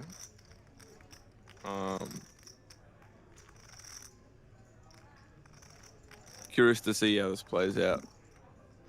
And then obviously on the in the Canterbury Hurlston Park series is the Centurion with a 200k guaranteed. Streamer will comfortably beat that like I did last year. 700. And here we see the raise from Naman. I like it. Some would say they really like it. I think it is a stack of the 20 big blinds. He's happy to play for stacks with his top pair. Happy to deny some equity and get some value from worse hands here. And also, given his aggressive image, he could definitely get looked up quite light. So I'm a big fan of this on this wet board texture. Jay probably has one of the worst hands he's going to have from the hijack as well. So the man's, he's going to try and get some value from that hand. But yeah, coming back to the Canterbury Hurlston Park schedule next week, guys, a $600,000 guarantee on the main event, so $600 buy-in. A $2,500 buy-in for the Centurion has a $200,000 guarantee. And then this same event that we're featuring tonight, the Jackstar, it's a $1,500 buy-in and a $300,000 guarantee. So as far as interstate travel goes, if you're someone who loves to travel for poker, the Canterbury Hurlston Park RSL is where you want to travel to. It's a beautiful location as well, right out in the middle of Western Sydney. some of the best kebabs you'll ever see in that. I was about to say one of my favorite McDonald's is the Canterbury McDonald's over the road. Many tilting feeds have been had there. Wonderful venue. Johan, as a McDonald's connoisseur, what is your go-to order? We're getting into full just gluttony talk here, are we? For me, I've got some gluttonous tendencies. My order would usually be like the spicy chicken burger, but we go double fillet. Like guaranteed, every burger is like double fillet. So we go the spicy chicken double fillet, add bacon, add cheese, and then we got a double quarter pounder, and then fries, obviously. But I'll go for a water because I'm a sensible man, and my body is a temple. But speaking of Macca's, I've had a couple series at the Gold Coast Casino. And I was staying at a Airbnb that was just like a stone's throw away from the McDonald's, but I had to walk past McDonald's after every evening. You know how difficult it was to go past there and not eat at McDonald's? Liam, are you aware? Yeah? I tell you what. Do you know how difficult it is to not stop in and get McDonald's? Tell me, because I haven't done it. I was a victim to it every night. Oh, well, you know what? For many a year, I didn't pass many McDonald's I didn't stop into, but these days I try and avoid it at all costs. Naman with bottom pair. Going to let it go against Evan. Coming back to the Facebook chat, yes, anyone who who would like to play is welcome to join us at the APL series in Sydney. Nate, that does include you.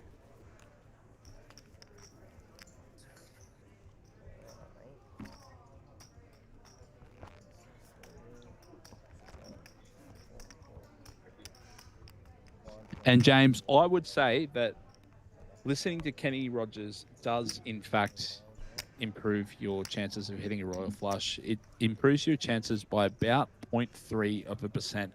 So that is a favourite for most poker players. They are listening to Kenny Rogers on repeat because, like we said, it does increase your chances by 0.3% of hitting a royal.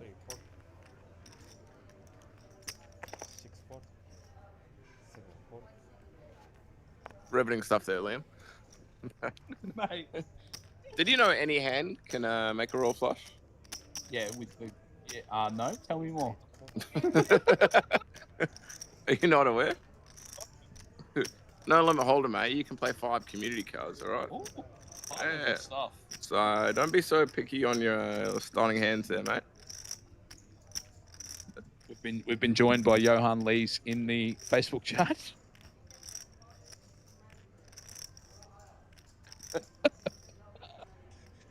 Oh, anyway, you can tell it's getting late. It's 10 past 12. Johan and I are dribbling far more than usual. Still 6 here. These guys aren't far off going on a break. Speaking of spicy chicken burgers, we love to see this. We've got a limb from the small blind. We've got Jason raising it up here with the 9 high like a boss. Would Kasuf be, would he be proud? He would be. Yeah, Kasuf probably would have copped the Facebook post as well. Yeah, a statement and a PDF from Joel.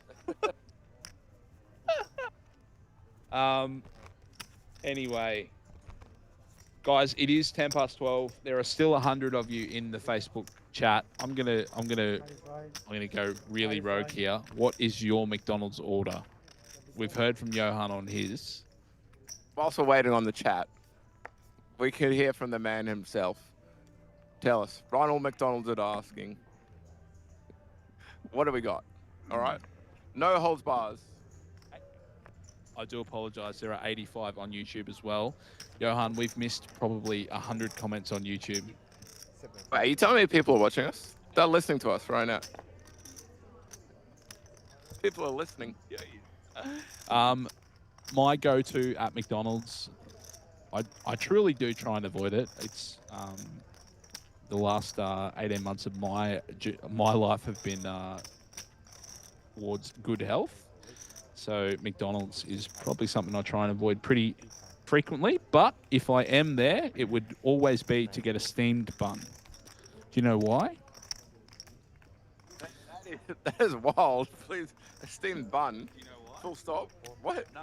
Elaborate. Okay. No, it doesn't matter. If you're getting a burger, you get the steamed bun. The reason why is because then you know it hasn't been just sitting on the bench. Well, not on the bench, but you know, in the Bain Marie waiting. So you know that they're making it somewhat fresh. I've just realised I've been sitting next to for the last couple of hours a McDonald's reg. This is the tricks of the trade. That is so high level, but it makes so much sense. Mate, for a long time, I used to lean across the passenger seat and pretend there was someone in there. So. Grind,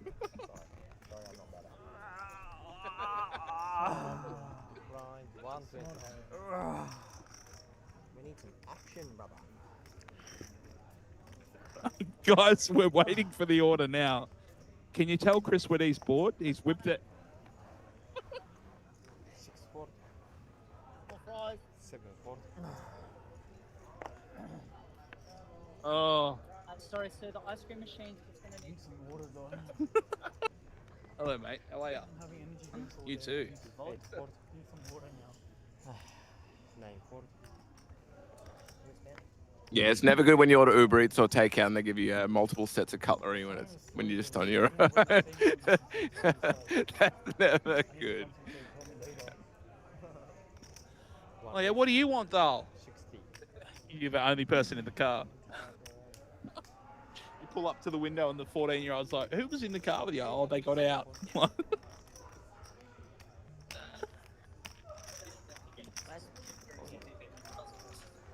Yes, yeah.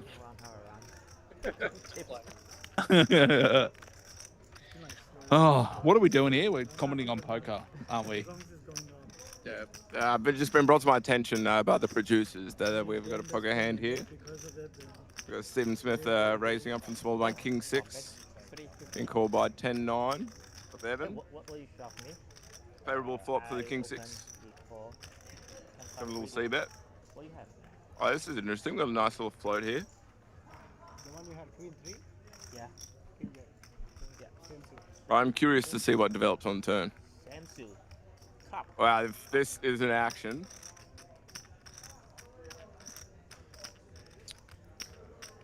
I think blind versus blind, Evan's probably realizing that a lot of the hands that Steve's going to raise off 12 to 14 bigs when he started, the hand, probably not going to connect too heavily with 5-7-3. So Evan, as the big blind, is going to have a lot of defense, and he can continue with... Evan just snaps it off. King is ahead. King high. Evan with 2 overs and a straight draw, as well as the biggest club. If King Eye can just win and hold here, that is incredible. King High for a 3 million chip pot.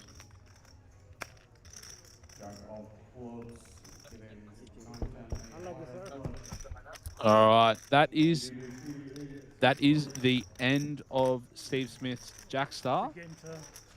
Look, Johan and I were pretty impressed with Steve's performance. He didn't really get too much opportunity to double, and when he was all in, he was actually in front. So the King High was the best hand, but he will finish the Aplpt Jackstar tonight in 6th place. Congratulations to Steve. He finishes with pretty tidy, $16,860.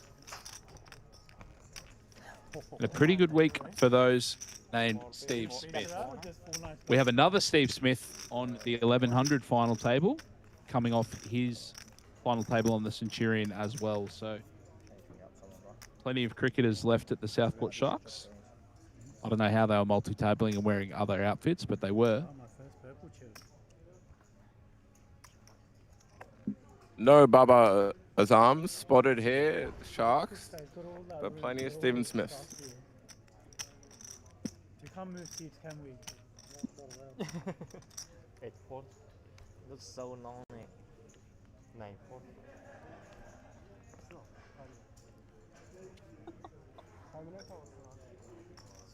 phút. 6 phút. I fall asleep. So with that last pot, we do see Evan creep up over the 6 million chip mark. Still good for 53 big blinds. We did just see someone hit a blackjack in the teams event.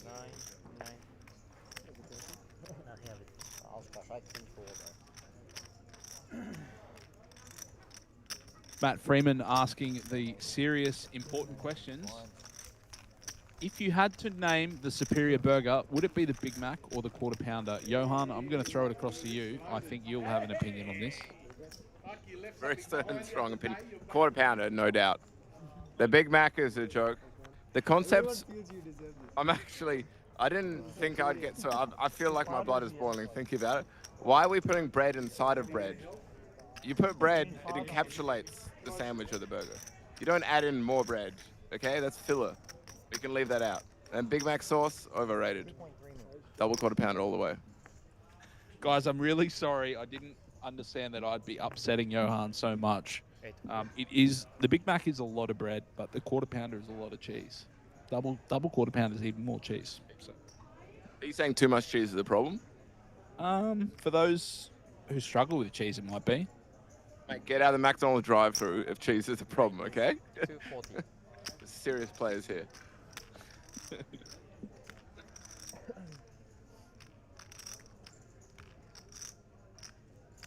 All right, King Queen suited for Jason in the cutoff. 3 red. 700. 6 4. 7 4.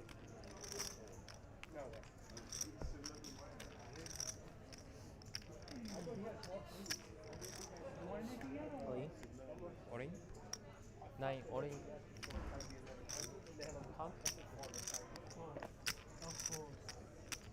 Now you're gonna win it as well. You got a big stack? 3.4. Interesting hand here. We got a raise from Jason in the cutoff. 3-bet from Evan in the button. And a 4-bet jam. Quickly found. That's pretty sexy. Big jam. Pretty sexy. Yeah. Gonna run the equity with King Queen suited. Can I count your chip? Yeah. Just to show.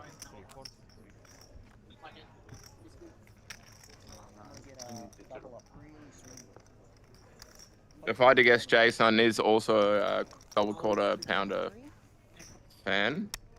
I don't think a Big Mac eater could make a 4-bet jam like that. What are your thoughts, Liam? Is that because you think the Big Mac's a joke? Is that what you're saying? No, the burger isn't a joke, but the people that eat it, they're a joke. And I don't think they're finding 4-bet jams at King High. What? So you just suppose that you go around saying you get coaching, but... What? That's why I do. I don't do those king jack offsuits and a bit DS player limping. What do you mean officially? I'm actually curious now. No. You see that you get coaching or you don't? Can we talk about the name Jay Sun? I can't say that. Sun? Oh, okay. Sun, there you go. What origin is that? This one does not. I believe it's Chinese. Chinese? I think so. Sun? Is that not Korean? Or I'm I don't know. feeling very... Do you want to go and ask him? No, is it a bottle or a plastic? No, it's not like that. It's Okay, Chinese, yeah. I had friends in high school that were sort of international in Chinese and Korean. And that'd have... No, I've got it. I've got the nuts. Sometimes I have it. But that'd have their Chinese names.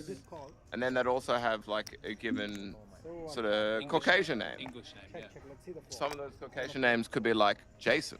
Yes. Jason Yes. has done the double. He has. He's got a name that is original, but it's also Jason, mate. I'm Jason from Brisbane, but it's also Jason. Would be Jay-sun, but he's the son. Jay's son. It's so multi-purpose. There's so many facets of functionality.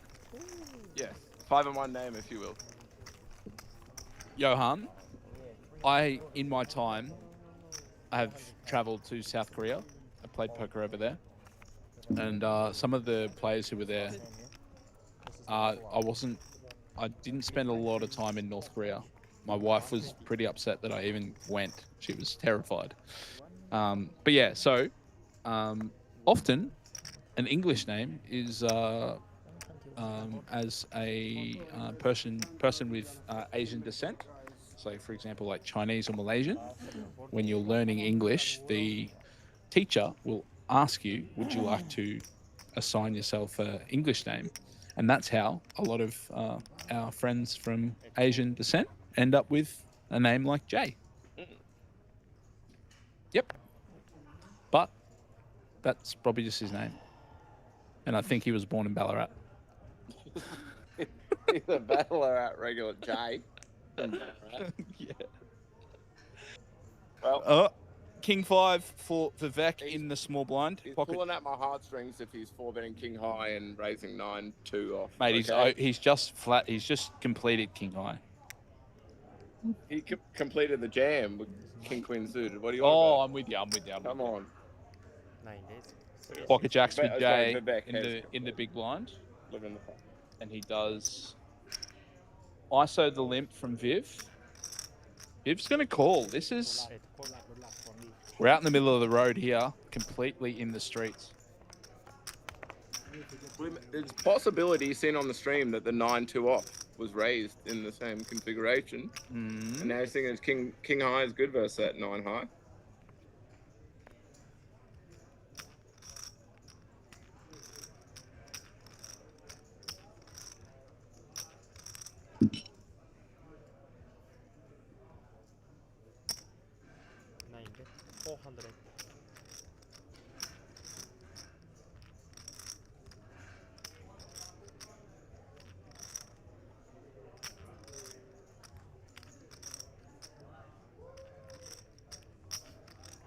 Bluffing. 8-4. Good fold. Good fold. Johan, we've just had a suggestion for the Big Mac in a wrap instead of the bun. Could you get behind that, or are you still putting the Big Mac in the bin? That's interesting. I'll have to think about that. There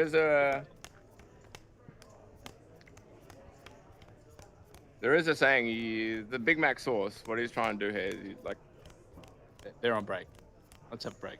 Are we not? So we're on break too? Yes. Yep. Guys, we're going to go on a 15-minute break. Johan and I will be back. I don't know if I can talk him into staying for that much longer, but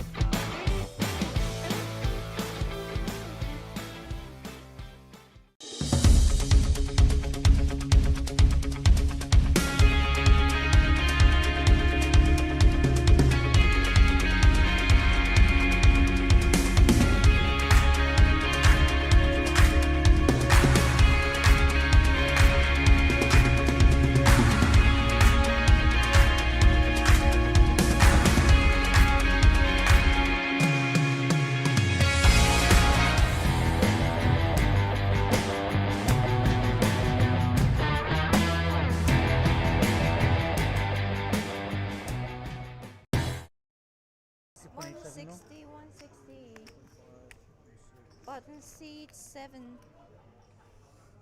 160 please.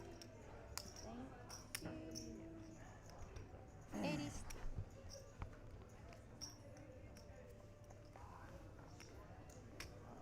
Oh, you brought the square.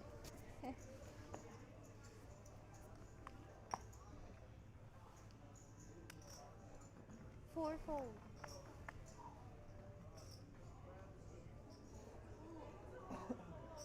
Sixfold.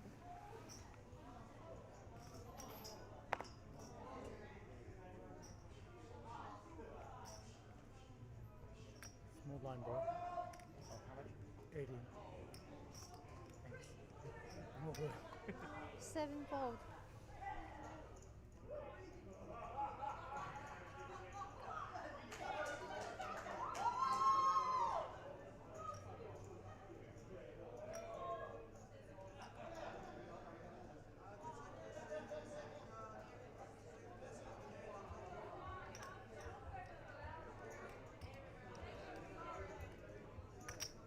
Eight call.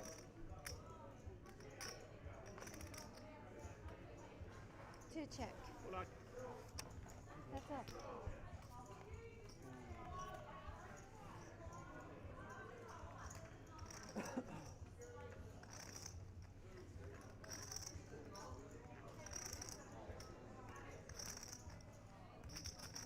Eight bet. 160.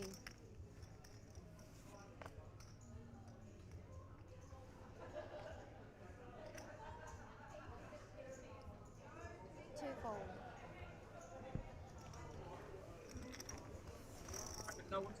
All right, guys, welcome back from the break. 12:40 local time on the Gold Coast here. Still 5 remaining. As we mentioned earlier, a pretty deep final table. 160. Big blind average at the moment around the 25 mark. Our chip leaders, Evan Miho and Jae-sun. Jae-sun, a Chinese content creator, visiting us here on the Gold Coast with his partner. Evan, one of Brisbane North's best. Look, I'm just going to say it. The kid, I say kid because I think I'm older than him. But yeah, he's had an extremely good start to the year. A few wins and back-to-back final tables on the Centurion and Jackstar here. Danny Boy J with 2.7 million and Naman. I'm gonna chuck it across to Johan to It's like you used to be a kid. It reminds me of like Dana White, the UFC promoter. Just this kid's doing great, man. And it's like some like mid-30s someone. This kid's got talent, man. Sevenfold. Ace-8 suited for Naman under the gun. Opening off 18 bigs. Jay on the button with 7-6 suited. Eightfold. Disciplined fold. Evan in the small blind with Jack 10 suited. Probably too good a hand to fold, so he's going to come along. And Dan going to get out of the way with 10 deuce.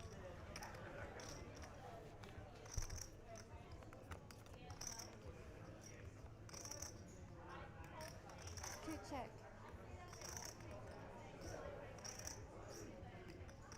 Evan improves with top pair.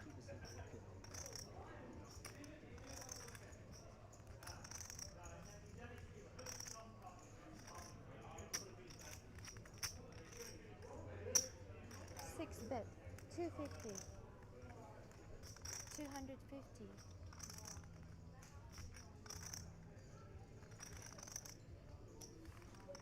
Naman going to c-bet this one. And unfortunately get the bad news. Evan has spiked a jack, so he will continue. Wow, action turn card. Evan turns 2 pair and Naman turns the nut flush draw. Naman has just 14 bigs. If we think about value hands that Evan can have, he's just really not going to have many 4s or deuces. So I imagine Naman, I expect him to probably check this one back. because he has turned so much equity.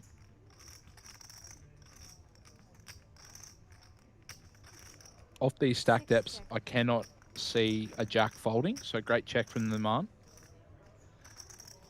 River is a 9. It's not the card Naman was looking for. His 8 is a big card involved in a lot of straights, but not too many that he'll have as the undergun opener. Evan going to go for a small bet and going to get the bad news when Naman folds. 775, 775. 6 fold. Yep, I played that hand perfectly. Yeah, interesting spot on the turn for the Mon. So he's got a good hand to double barrel and bluff, but it'd just be a disaster if he bet and got jammed on. So good check. Some realizes equity.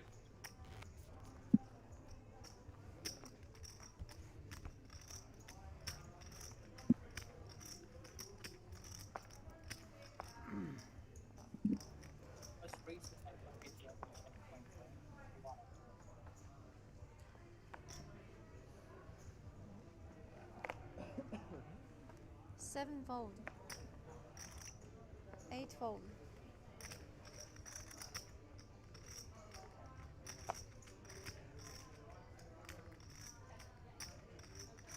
All in? 2 all in. Oh, we get that part of the tournament, are we? 4 fold. So is that back-to-back teams, Vance? Unreal. 6 fold. Mon jamming on the small blinds here with the king queen. Like to see it.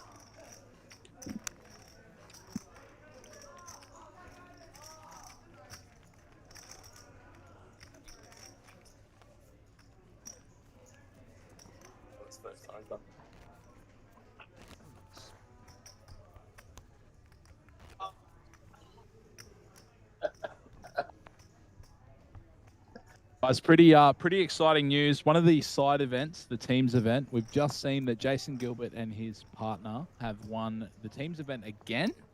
I say again because the last APLPT, they won the teams last time as well. So Jason, with his second trophy of the week, he played a 120 after busting the Centurion the other day, and he's backed it up with the teams event today. So congratulations to Jason Gilbert. Unfamiliar with his team's partner's name, but she also must be a crusher. She was in the team that won last as well. Ace Jack O for Dan, going to whack over the open from Jay under the gun. It's right, I can see.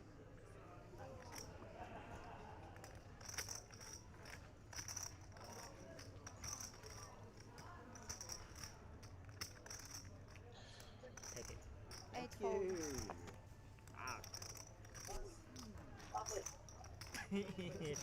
As for anyone wondering at home, my wife has just let me know that our 3-week-old son is actually awake again at 1:45.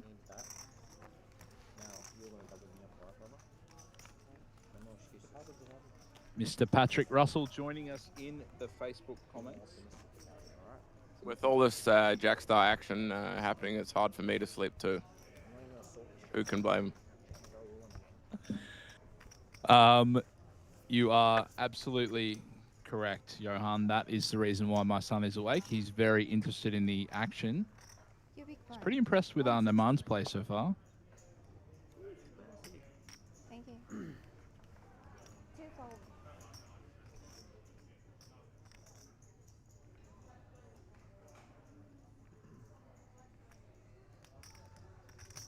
Four raise, 350. 350. 6 fold. 7 fold.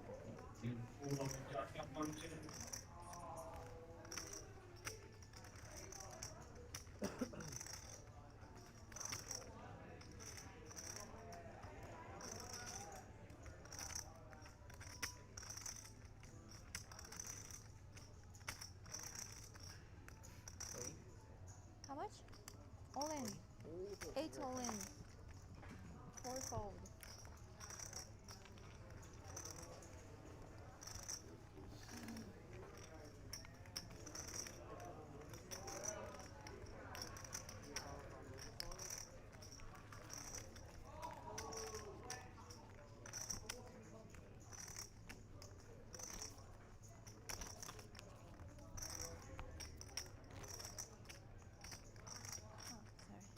Nice jam from Jason with the Ace Queen here. In the comments, Liam Chahu referencing the coldest beers in the world. Not sure what that could entail exactly. Wouldn't be too familiar with them.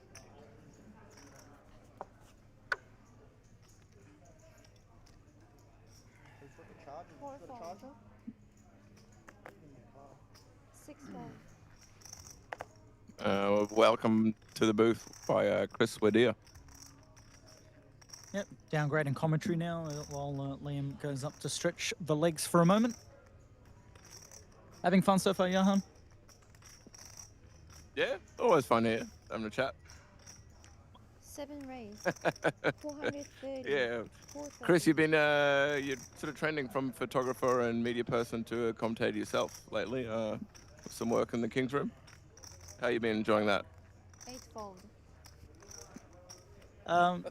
It's funny, those that know me know that I like to talk. Unfortunately, my passion lies in photography. I enjoy doing it, and so when I'm at a poker series, it's usually with the camera in hand. But at King's, Jamie's got a great relationship with the guys there, does a great job, and he's got the camera in hand for those series. And it was really nice of the team there to get me involved in some capacity, and they went with commentary, and it's something to fall back on in case my camera ever breaks or I get my hands chopped off. So something to go into, but no, definitely content with where I'm at and always happy to jump in the booth where appropriate.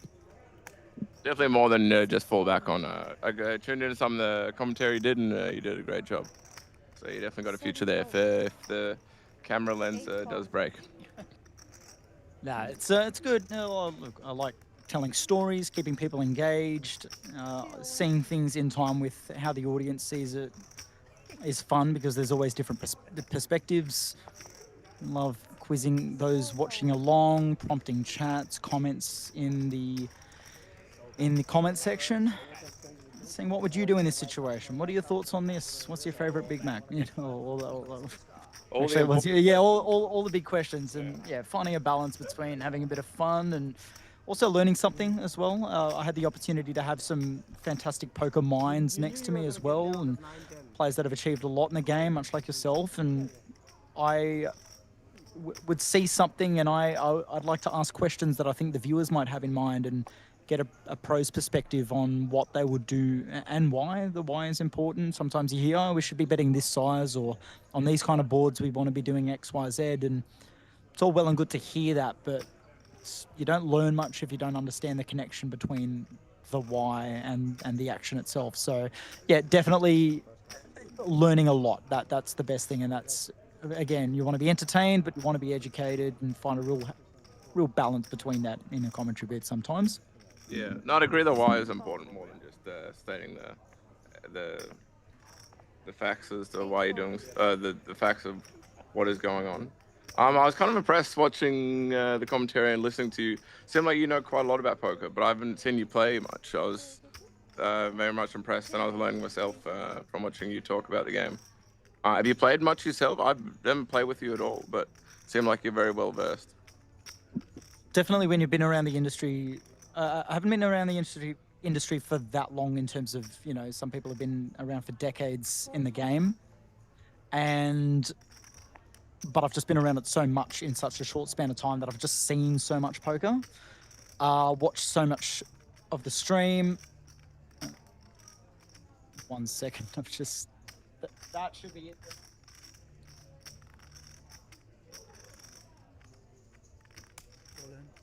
Six all in.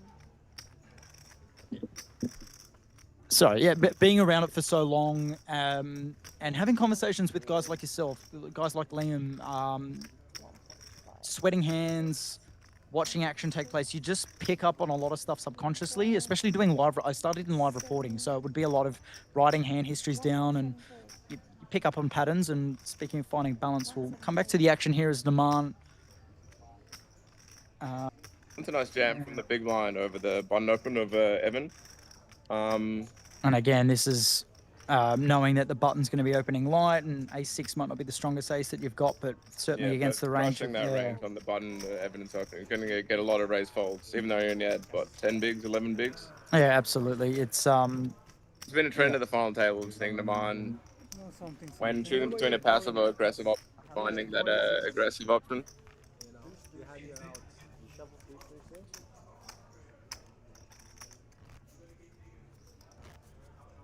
I thought you were gonna call that. 10 bigs. I want a big win. Double. Big one. 160. 160, yes. Cool. Cool. See it in 20 minutes. Then.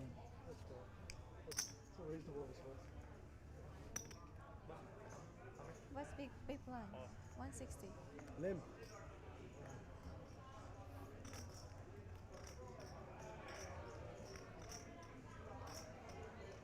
Plenty going on in the room around us. Lots of side events here. Plenty of action. But yeah, back to your question. I don't get the chance to play that often.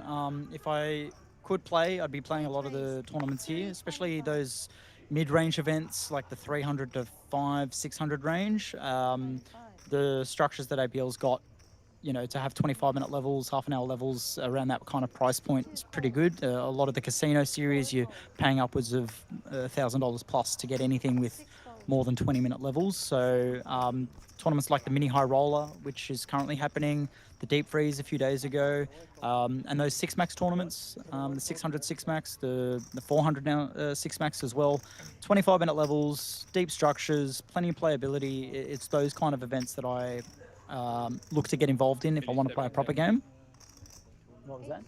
Yeah, so if you saw the vlog that I put up, so I did get the chance to play the other day. I actually, we've got some Ray-Ban glasses with the camera on them that we're trying to implement into some content creation here at APL, and obviously I've got, you know, the normal things to do, taking photos of the players and final tables and winner shots, but we had a couple of quiet days in the middle of the series around the Monday, Tuesday, Wednesday mark where, you know, you get your full-on days like today, Saturday, Friday, where there's like 20 events on at the same time. But Wednesday it was pretty spread out, did a lot of what I needed to do. And so I jumped in a flip to help get the entry count up, and I ended up winning it. And usually if I enter a flip, I plan to sell the seat if I win it, but I go, you know what, I'll just jump in and play it myself, wear the glasses. Joel had gone, so it was like, yeah, tax write-off, claimed as a business expense. No. You've been commentating enough. You've seen what they're playing at hand. Yeah, I can beat these guys.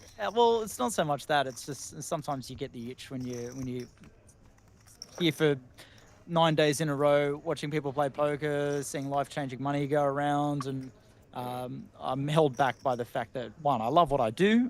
Two, I see some of the best players in the room and some of the best players that I know who put in so much work into their game, and I'm like infinitely more than I would ever bother to sit down and run solvers or study charts and that, and they just get continuously punished for trying to sit down and enjoy their poker by constant 1, 2, 3 outers and coolers and all that. So seeing the really strong players struggle at times kind of brings me back down to earth. So if I ever feel like, oh, I wanted to get in there and get involved,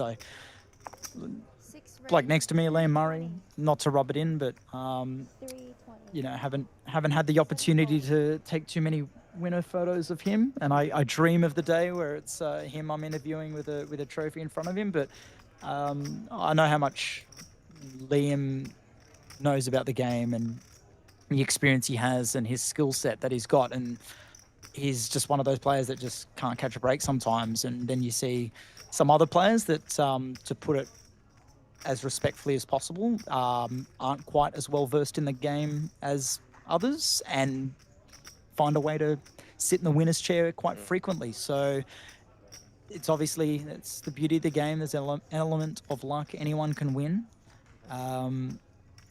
But yeah, it's more to the point that I don't plan on quitting anytime soon to focus on playing more. Yeah. So that's the idea. But yeah, I'll jump in and play a series every now and then. All my local nightly games. My girlfriend's getting into poker, so I'll be playing more. I'll be playing more free rolls. Playing more free rolls than I'd care to admit. Tell us more about your girlfriend. Liam, how's being? boyfriend. It turns out, eh? 6-bet, 160. Well, right. Dad? Yeah. 160. Did you know I tricked someone into marrying me? We'll come back to the action here for a moment. We got. 8 call. It's no royal. Let's continue talking about that. Lamar met him with the 8s here and getting called from Jay in the big line with the McGuddy. shot. Yep. Don't mind this from 8 check. Jay as well, given the action that he's going to have a connection to that kind of board a fair bit of the time. Maybe. Lamar checks back here, which is very possible. We could see some bluffing opportunities for Jay. Curious to see what develops. Yeah, this run out's looking friendlier and friendlier for a big blind range, but Hart's completing on the river there. Naman with 1 in his hand. If Jay wasn't riffling chips, I would be certain he's asleep. It's like, what was the episode of The Simpsons where Homer's wearing glasses that have like the eyes open? Yeah. It's giving me that kind of vibe. Yeah. He doesn't look like a man with 9 high. Let's get him a blanket. I can see he's got 9 high, but he doesn't look like it by his posture. So he's backdoor to 4. This will be interesting if Naman can find the call here. I like this from Jay, reaching for chips, sensing an opportunity. It's hard to have too many worse hands when he calls the flop. So just looking at Vivek there, if you looked at him right now, if you covered the table, you would be certain that there were cards right where he's okay. Now he's relaxed a bit, but there was just a split second where he was like in the zone. He looked locked in. Kind of a good thing, I suppose. Johan, does Naman beat enough of Jay's range to call this down? He's just got a pure bluff catcher. Pure. He doesn't beat anything that Jay would be betting for value. Does have some good blockers. Oh. He turns these blockers into a bluff. So we will take it down here. We'll take it down to verse 9 high, but that is gangster. That is why Naman was our pick. Naman has the moves. That is a big boy jam, turning the 8s into a bluff there. Us 3 wimps were sitting in the booth there considering is this good enough to call, and Naman said, nope, I'm going to guarantee this is mine, and I'm all in. I love it.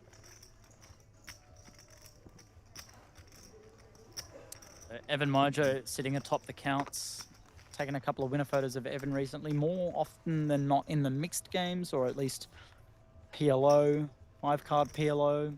Had a couple of wins in that regard. But to answer Liam's question, if Naman has a good enough hand to beat Jay's range, he thinks no. But he has good enough hand to make him fold his range. Went the aggressive option, and often that's favored.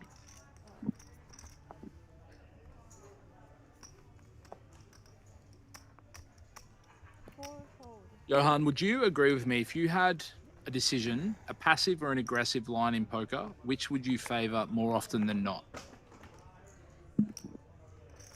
It's a bit of a vague question, sort of how long is a piece of string kind of thing. Not as polarizing as Big Mac or Quarter Pounder, but generally it pays to be the aggressive. You want to be sort of tight aggressive. As a general, tight aggressive, good, loose passive, bad, but there are so many nuances. You can't really just say aggressive is good. Yeah, you can. The Naman's proving it.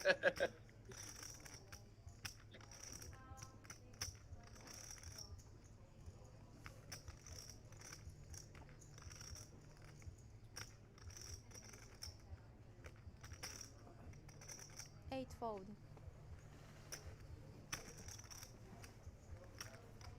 Two call. Catch up.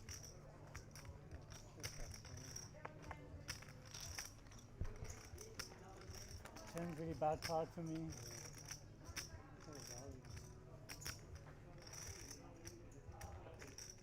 2 check.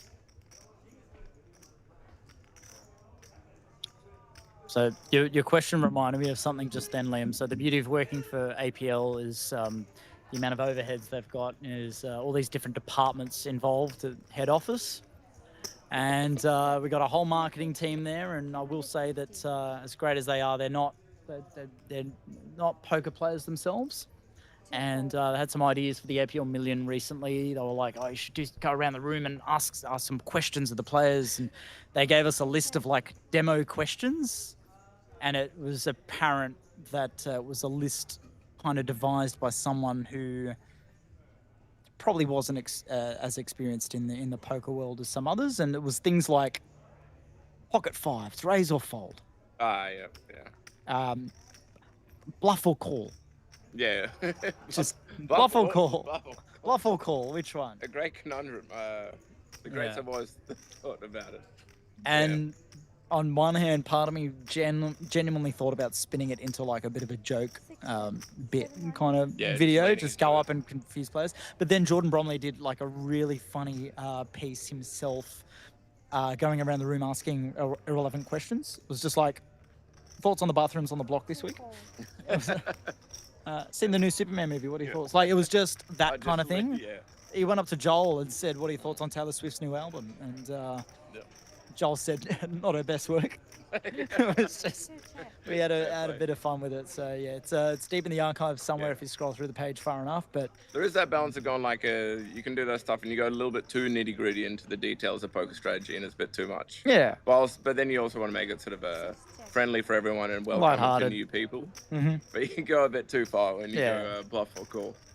Yeah, he went up to people going, who's going to win the Brownlow medal this year? And someone's like, I don't watch AFL. That was just like, it was good. Good change of pace. Caught me off guard. Found it really funny. Taylor Swift, the Brownlow medal, surely. What's that bloke with all the controversy? The one that Lockie Neal? Lockie Neal. Oh, he's not winning much. Won't go into that. I'm sure there was a state.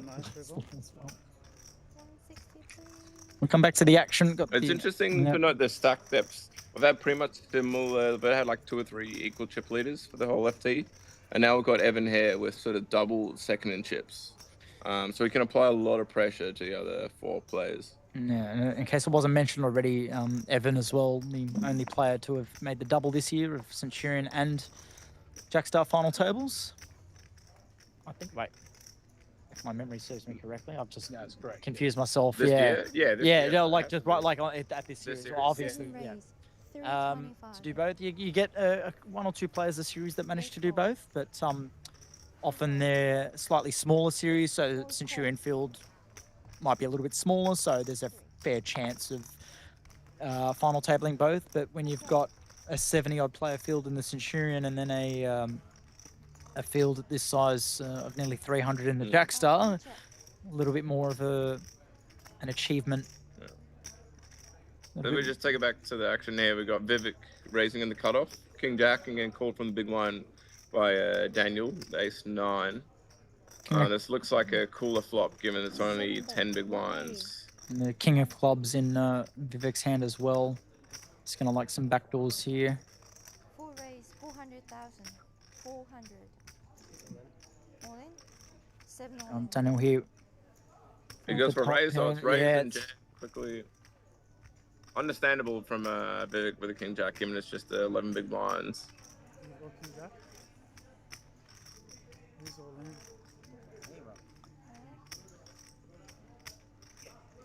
So we get the microphone over, a bit of commentary there from TD Luke.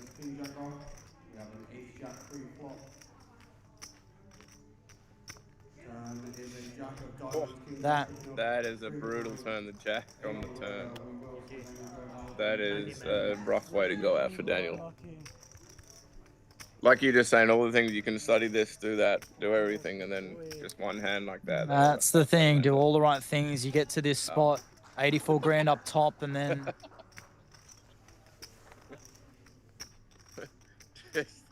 Speak of the devil, just see Daniel come walking by. Yeah, about, bro. Yep. Yep. Put all the work in, study all the spots, and then there's going to be those days where you're playing the bottom of the buy-in range and you're Can't lose a flip. Yeah. And then you're playing for 84k on the final table, and then there's a hand where you get 1 or 2 outed. And you just wonder why can't this happen when I need it to happen? But tournament poker, it's doesn't discriminate. It's horrible, but it's beautiful as well. It's a silly game. Champagne or razor blades.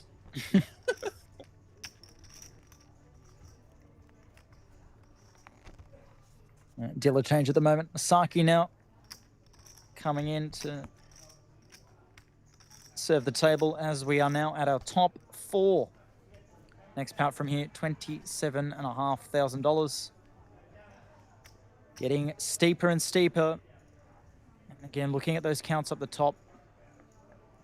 Vivek crawling a little bit closer to Evan there after that one. Jason definitely nowhere near out of it yet. 27 bigs, more than healthy at this stage. And even my pick, Naman, he's a shorty at the moment beforehand, but a couple of hands and it can completely switch. 14 bigs is piles. Definitely plenty to work with.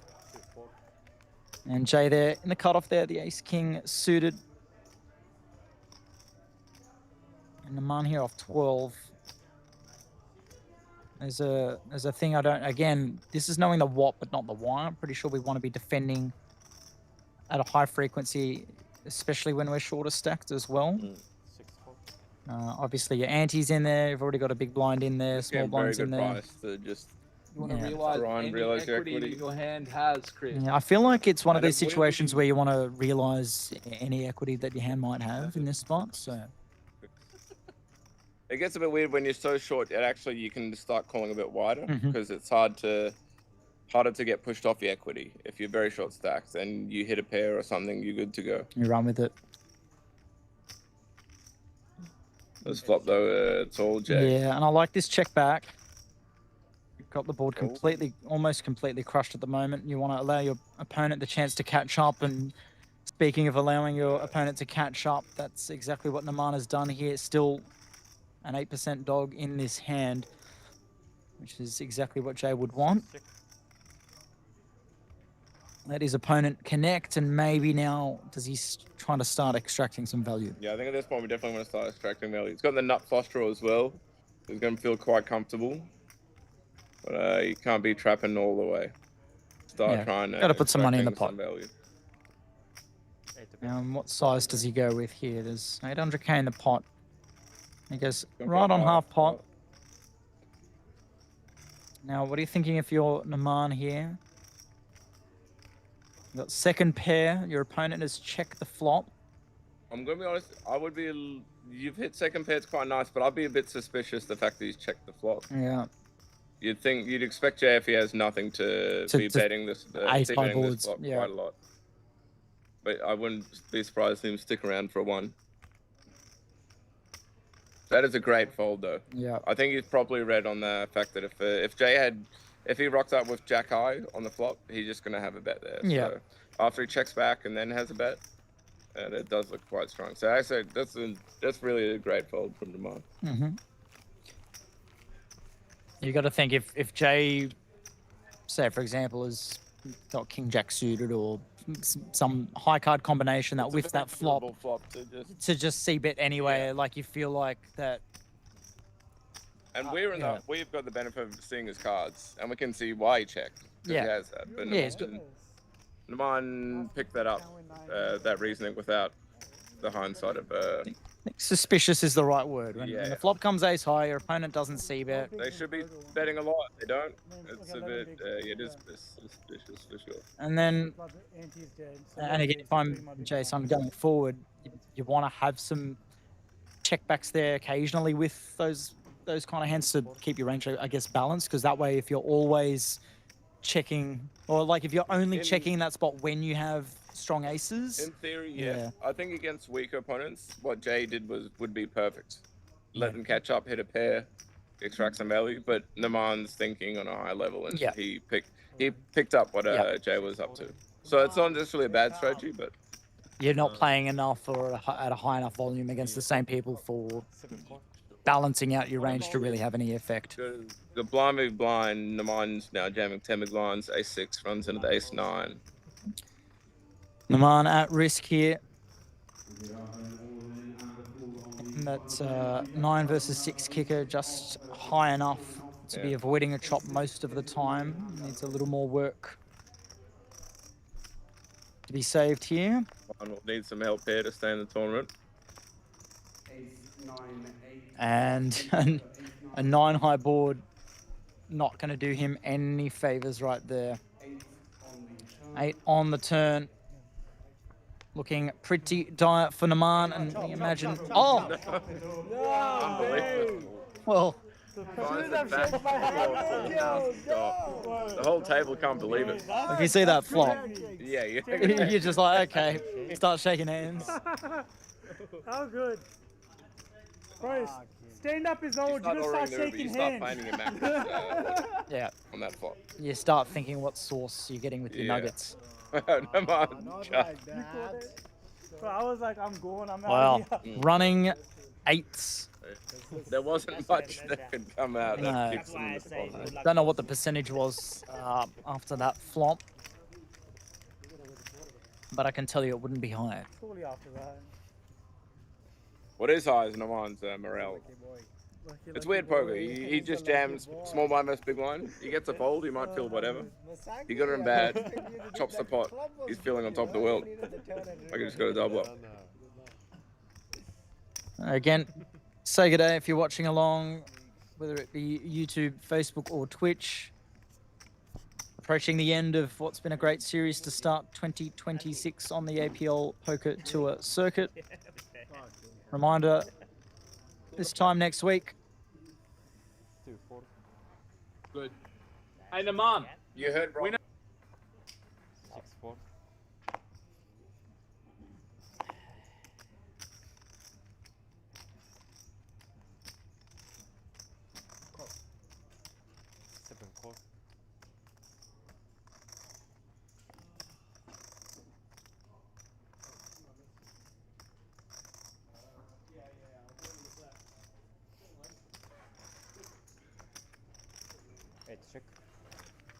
See, bro. This time next week, we'll be at day 2 of the APL 600 series. That's a massive 1.6 mil in guarantees throughout the series, including a $600,000 guarantee on that main event. And it'll be a $600 buy-in. It was massive last year, expected to be even bigger this year. Canterbury Halston Park RSL in Sydney. There's a couple of exciting events taking place throughout that series. Some mixed games in there, 3K, a 5K. There's just a lot to choose from on that schedule. But again, that $600 main event with a $600K guarantee. Last year it got close to $800,000 in that prize pool. So I can't recall any other $600 tournament getting that big. Like Yeah. that. Yep. So exciting times. That's the APL 600 beginning on Friday in Sydney. Not much of a break in between, not least for some of us staff members who'll be making their way home on either Monday or Tuesday, and then the next thing you know, it'll be Friday and we're setting up again. Before I let Liam back in the commentary booth, it was just alluded to about your experience at the Platinum Player Championships last year at the APO. Getting the win there was more than, it was like $250,000. Yeah, just Yep. And I remember watching that stream. I'm pretty sure I was physically here. It was April last year. There was a Physically APL. here There or was I physically? was here because I started at APO and then came up for the APL series and tuned into the stream every now and then to see how things were going back in Sydney at the time. And it was a fantastic heads-up battle between you and Daniel Nielsen. And there are so many great players in Australia. You've got players like yourself, like Liam, like your Lachlan Crillies and all that are just some of the greatest minds in poker. But then you get your next level guys that are your Daniel Nielsens, your Adamos, your Cal They've done Burns. it to national level and the high rollers. But I remember sitting there a couple of times where, if I could see the cards, maybe I would do this extremely ridiculous move, but there's no chance anyone would ever be able to pick that this is the spot to do it, let alone be able to pull it off. And then Nielsen would just do it. And I was like, how it's like wizardry. There was I think there was a bluff that he pulled against you, and you were in the tank for like 7 or 8 minutes. I remember. Forgot the exact hand. Forgot what went on, but it was a move that you could like only make if you could see the cards. In my opinion. Yeah, I remember that hand distinctly because I remember if I'd folded that and then ended up not winning the tournament, I would have been steaming. But there's no shame considering like the level of the level that he was operating at was just insane. But you won. You beat him. Yeah, I just got lucky like a few hands after that hand. But for me, it's a lot of fun just like challenging the best. Especially in heads up, there's nowhere to hide. So there's a lot of satisfaction beating the best and not just any average Joe, you know what I mean? Yeah, no, I don't think I've had the opportunity to speak with you about that, but yeah, it was a fascinating heads-up battle to watch, and yeah, it was just fantastic. And speaking of great heads-up battles, we saw yesterday in the Centurion, Alex Linsky up against Norbert Duga.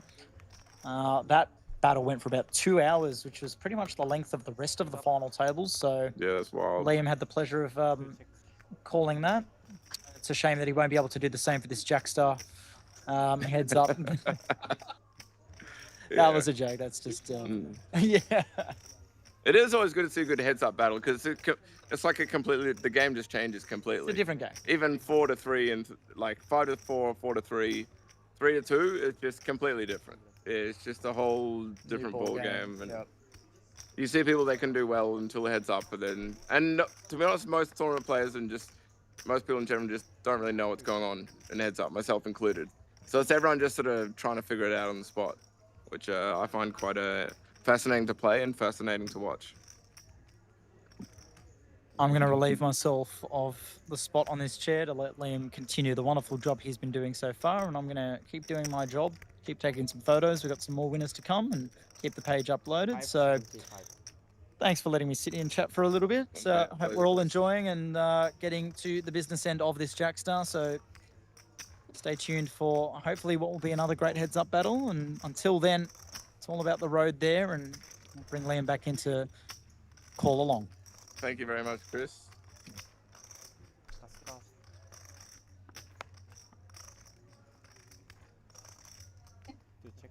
Oh my God, we finally got rid of him. Oh my God. Anyway, I've got a camera, guys. So Chris can have a break next series. I'll bring him along.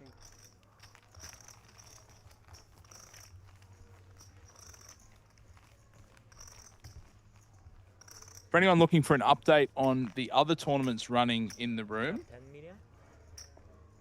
the 450 high roller looks like a Centurion final table.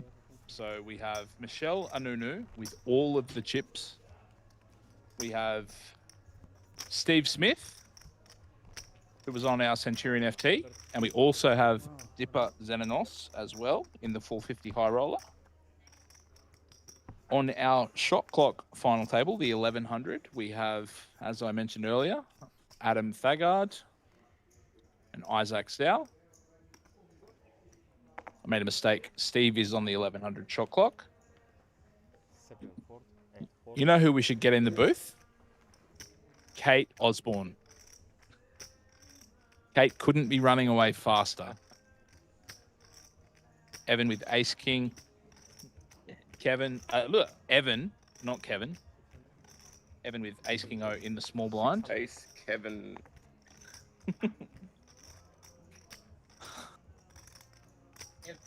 Kevin Mio.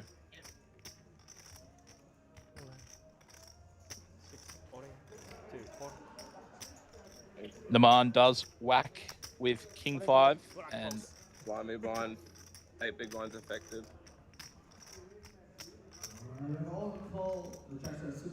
Naman found some help earlier. Finding the chop, Ace6 versus Ace9. He'll need some help here. Need a 5 or some miracle chop run out. 7 of diamonds, 7 of hearts, Jack of diamonds. A turn, 3 of hearts.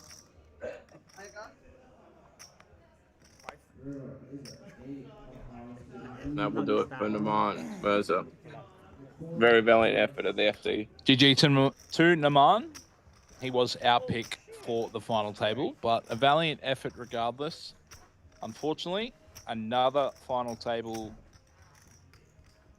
and fortunately another final table, but unfortunately for Naman, another close but. Yeah, very well played by him. He should be proud of how he played. Yeah, some good. We were pretty impressed. So, particularly with the 8 hand. The 8 hand was very cool. That was cool. And like we said, we on are the King 10-3 bet.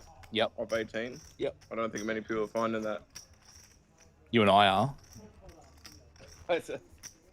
I'd like to hope so. When I'm in a hand, I'm thinking, what would Naman Mirza do?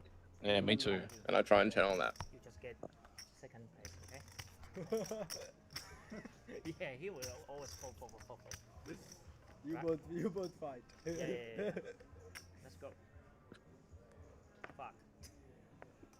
8-4. D Money, thank you for joining us. Just prime, he will fall. I realised that's 8 minutes ago. You might not be here still. Reds are 3.5. 3.4? No, 5 or 6. Should be somewhere between 5. I don't know. 5. These are the stacks of 500. So. 5.4 million. I have 4 like that. He have 5. So we are down to 3. Evan Miho with the overwhelming chip lead, 12 million. And good for 58 bigs. Vivek Manala with 6 million. And Jason, our Chinese vlogger, with 4.2.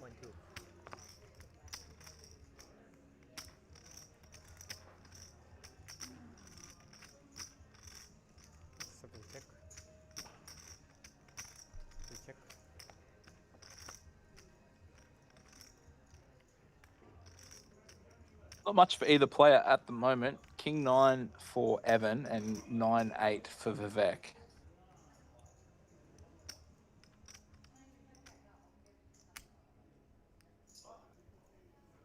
Check.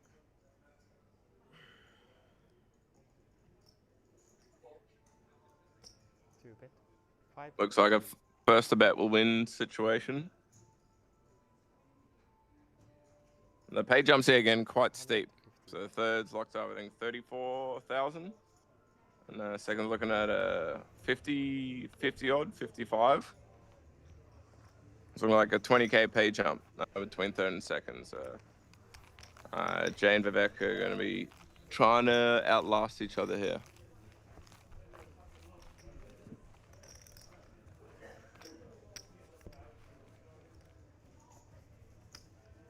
Yeah, just reiterating those payouts. So 84,300 for first, 54,120 for second, and everyone has guaranteed themselves at least 34,605. As far as Jackstar final tables go, this is still relatively deep, isn't it? Look, we often see, the average sort of between 20 and 10 bigs, but yeah, I mean, everyone's still got plenty of playability. Yeah, I think it comes down to what you were saying earlier about there's a lot of competent, aggressive players that have been willing to go for it, as they should. So been resulting in a lot of big colliding hands. As opposed to some FTs, you might get people waiting for the perfect spot and everyone's blinding down to 8 big blinds. We definitely have not been seeing that. So there's plenty of play here still, three-handed. The other thing that we often see on Jackstar FTs is, people are very, very, very, very, very considerate of ICM and potentially forget about, the value of the chip EV of a chip. Whereas, ICM and chip EV are very different. We've seen foot to the floor and lots of big collisions for most of our players. We look back to the hand where Vivek turned aces full against Hayden's flopped trips with ace 3. The ace on the turn gives Vivek the winner. Of course, all of the chips went in, and that was pretty early on the final table. So one of the ways Vivek has been able to maintain his big stack. 200.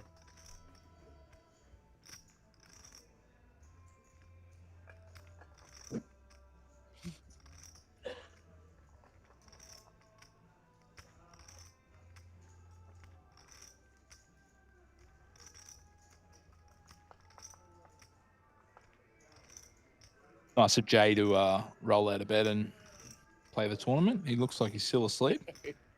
The most relaxed man I've ever seen. Yeah. No fear at all. Just yeah. Guarantee that. Now, blind me blind here. We've got the King High from Verk and the Queen High and a flush draw from Jay. 900. Is that a check raise? It's not a call, is it? Yeah. Like raised in position. Sorry, yeah, raised in position. I can't see Vivek really continuing the hand here. So this could work out quite well for Jay. Whatever hand Jay is doing this with, whether King High is currently winning, he knows that Jay's raise is going to be a hand with a lot of equity, so Vivek does have to get out of the way. James in the Facebook chat, yes, the players do have the chance to do a split for the prize, but that's completely up to them. Otherwise, we might be here till... Is it 3:30 lockout, Chris? Yeah, so 4:20 is the very latest that we... Sorry, 4 o'clock is the very latest we can be here. For myself, truly hope that's not the case, because I know I'll be sitting here by myself. I would be surprised if the tournament went for another 2.5 hours, to be honest. 8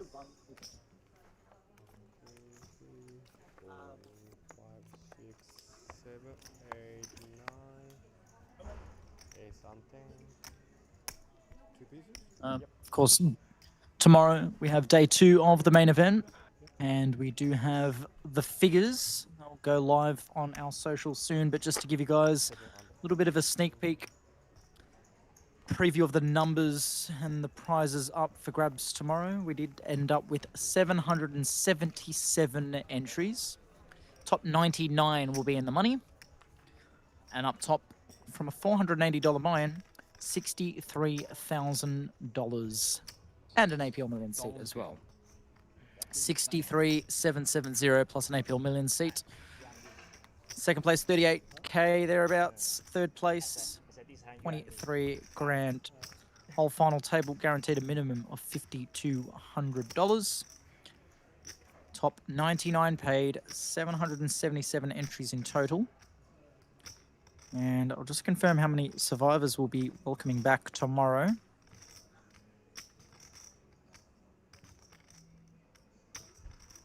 Just waiting on the final figures, but again, a fantastic turnout, one of the biggest turnouts we've seen for this newly structured Aplpt main event since it transitioned from that $180 structure to the dealer dealt that it is now.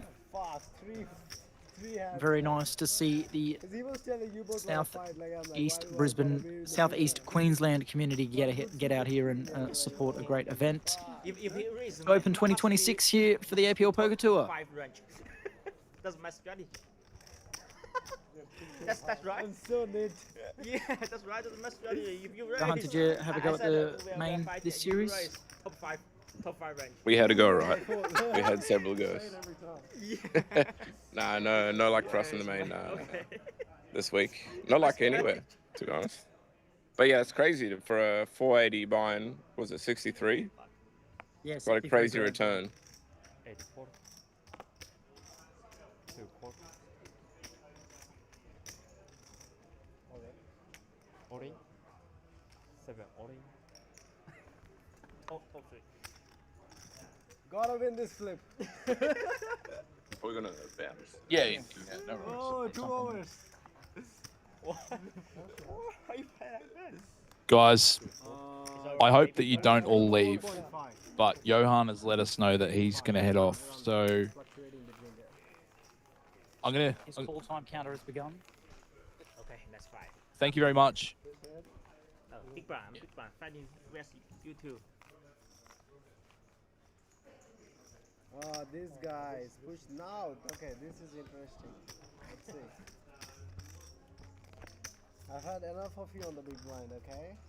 This time you raise me. Oh my god. Okay. No, I'm just joking. I'm gonna fold blindfold. I'm not even You gonna blindfold? I'm blindfold. I'm scared of you now. Let's go. That's cool. Dude, it's 400. Need fold. Need fold. 740. Fuck! What's this? It's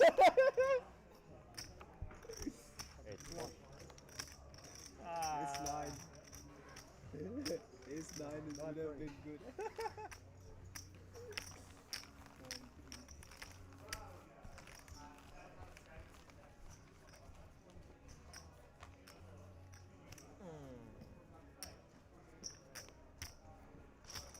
Yeah.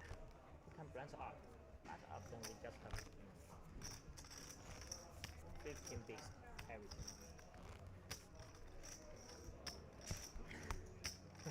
This is funny battle table.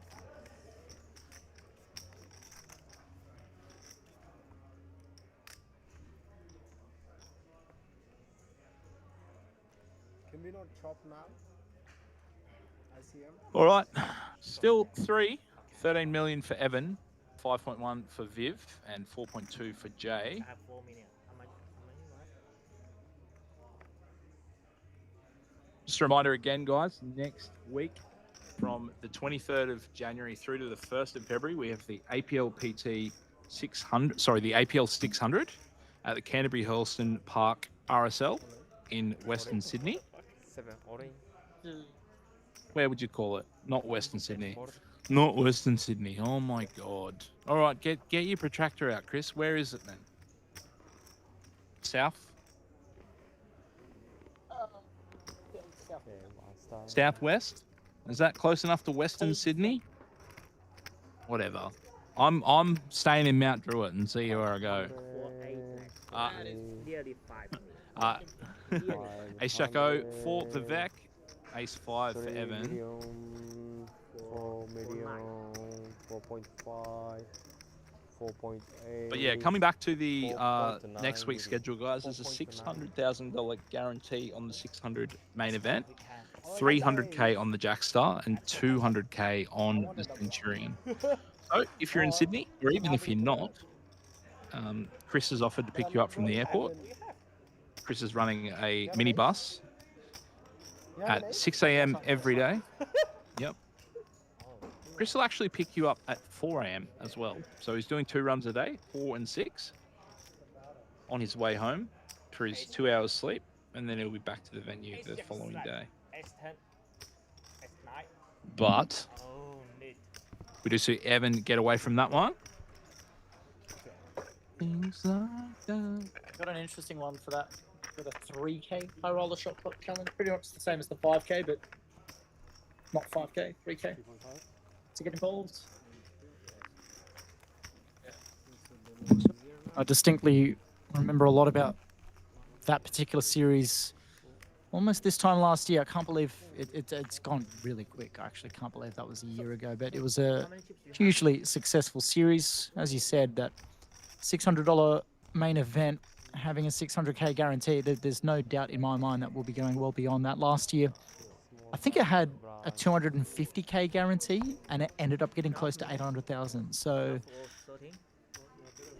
at least this time we know that there'll be at least that 600 grand on offer, but we could be getting close to that milli mark.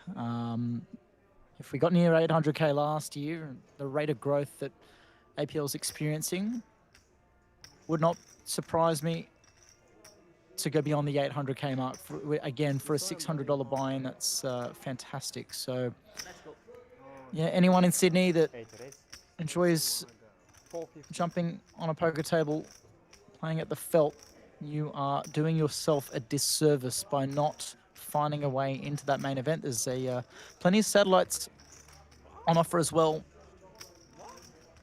Playing local nightly games, you can earn some credits through PTC. Put them towards your entries at that series. If anyone wants to sell me their PTCs, let me know. joking. Well, he's not joking. I'm No, absolutely not. No, definitely. If you I'll pay you $1.20. come back to the action here, and we've got going 3 ways to a flop here. On the button, Jay opening the ace 10-0. Flat there from Evan in the small, and Vivic electing to just flat from the big line with sixes. I think that's fine. Yeah, I mean, these sort of stack depths, you know, they're still relatively deep for three-handed. Sixes against two ranges are not going to be doing too well. So you're getting a pretty good price to draw to a six. Yeah. But you don't really like. For example, if Viv was to 3-bet and then he definitely can't call a 4-bet, and he definitely can't call a 4-bet jam. So calling is probably where he realizes the most equity from his hand. Just getting an excellent price to defend out of the big.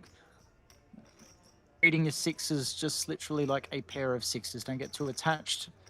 See if you can flop well, and if you flop well, you're sitting very pretty if you flop a set. So yeah, there's high incentive.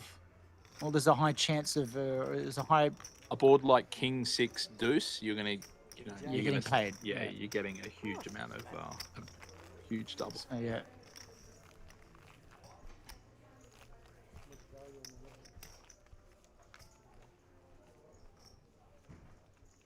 No, I bet the turn. So it's either you bet the turn or the river. So if I put you on a flush draw, that's why I bet you on a turn. No, that's fine. I should have just stepped away. I fold. One big blind call.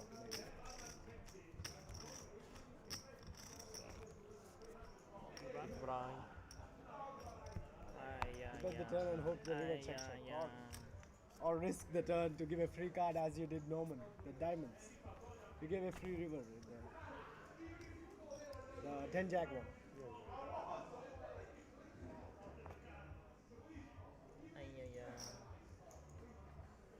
Two raise 400. You run away. Do you want me to stay? Anyway, you will run quick. 7-4. 8-4. Super 6. Why? I don't have hand. If I have, just defend, please. If I have some hand, we defend.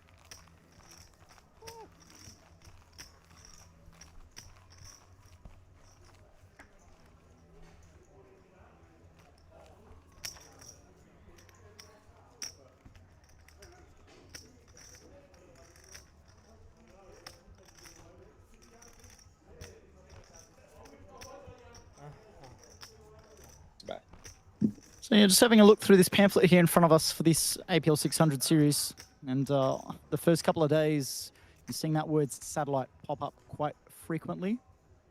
There are lots of opportunities to get yourself into some of those bigger buy-in events at a reduced price point. Great for those recreational players or those that don't want to break the bank, but still give themselves a chance to play for some massive prize pools in some incredible structures. Whether it be the opening event, there's a main, the mini main.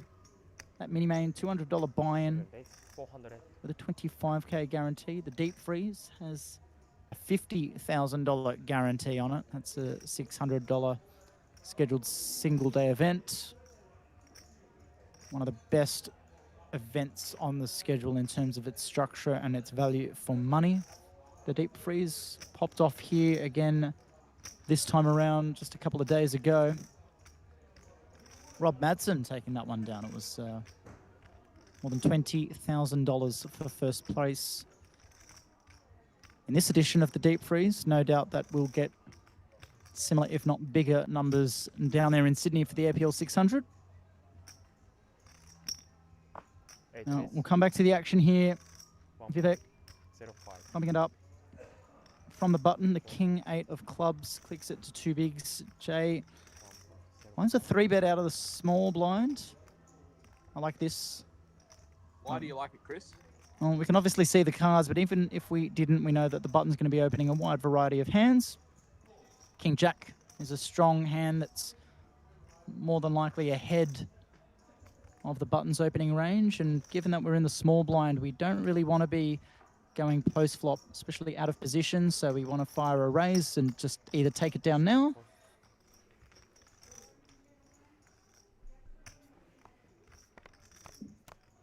I'm surprised to see Viv call from the button with King 8.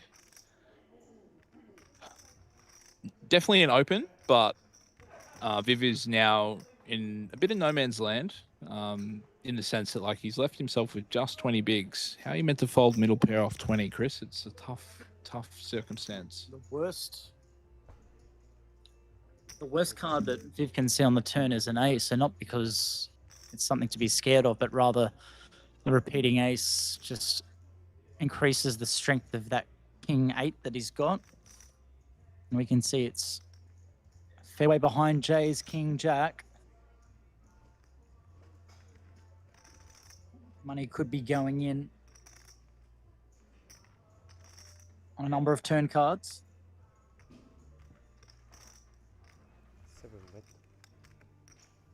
Now Vivek putting out some chips. So again, we saw Jay check that ace high board when he had ace king. And he's mixed in another check here. This time in a different scenario. He does not have this board on lock. We can see that. We can see the cards that he does, but in his mind, he's not loving that ace high flop. So interesting that he's decided to check again here. What do you think might be the mentality behind that, Liam? Well, if he decides to bet the flop and then get raised, he probably has to fold. But if he checks and he gets bet, like he checks and his opponent bets, he can then call. That's kind of where I'd be thinking, because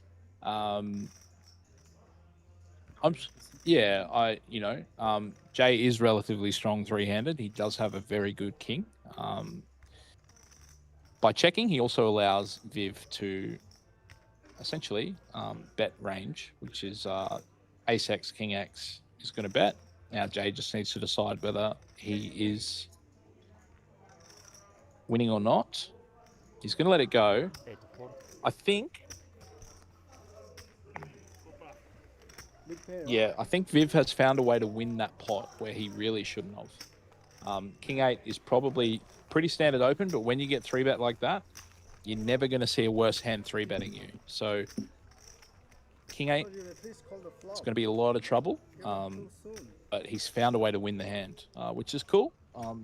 And I love seeing Viv trying new things because I know that he is really putting in a huge amount of effort into his game.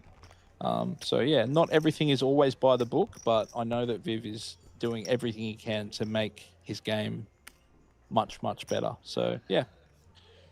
If you've got a decent king, you're facing a button open, you decide 3-bet and the button flats after opening, and then the board comes ace high, you're not loving it.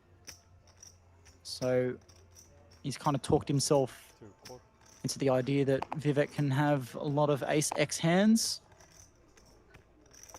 And Jade there just trusting his gut, deciding to wait for a better spot or take the cautionary road there.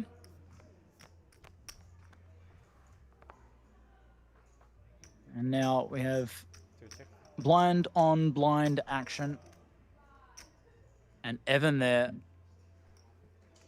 finds a dream flop, but it's going to take a little bit of work for him to get paid when you're up against 5 high at the moment. Vivek, no reason to stick around at this stage if Evan puts any chips into the middle. So if I'm Evan here, I'm definitely going to be leaning towards a check back here a lot of the time for that reason that we spoke about earlier, letting your opponent catch up. Especially on the rainbow board. Especially at these stack depths. You know, if Viv does connect with the turn, then, you know, maybe he might even bet the turn himself. So, yeah, definitely a hand you want to be checking, especially three-handed. But, I mean, there's not much to say. He flopped trips. That's pretty good hand. Chris, 146. here at the moment. What time do you think we'll be finished? Do you reckon we'll be wrapped up in the next hour? That's the Jackstar. We've seen some go until some ridiculous hours in the morning. Other times a deal is cut and play accelerates.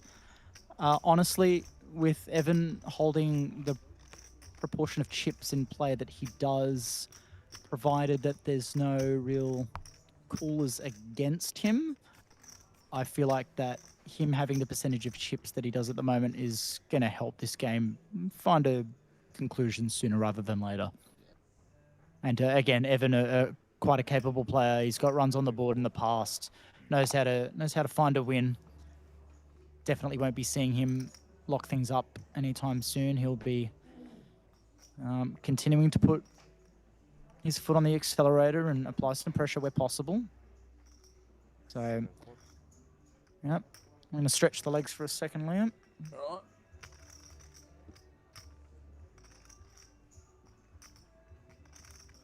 For sure, this is Viv's best result. So, yeah, super stoked for him. I don't know a huge amount about Jay. I'm looking forward to finding out more about him with the with his content that he's producing. But yeah, look, this is trouble for both. Well, trouble for Jay. He has top pair against Viv. Both players are pretty short. Jay has 17 bigs, Viv 29. I can't see a way these chips don't get into the middle.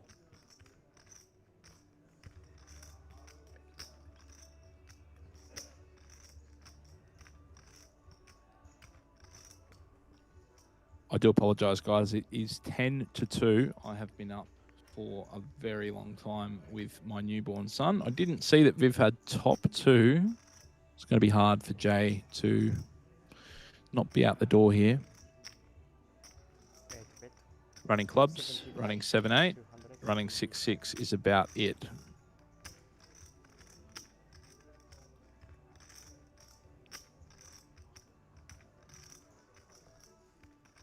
Like I said, three-handed, top pair, very hard to get away from. But 10-6 is probably the worst 10 he's going to have.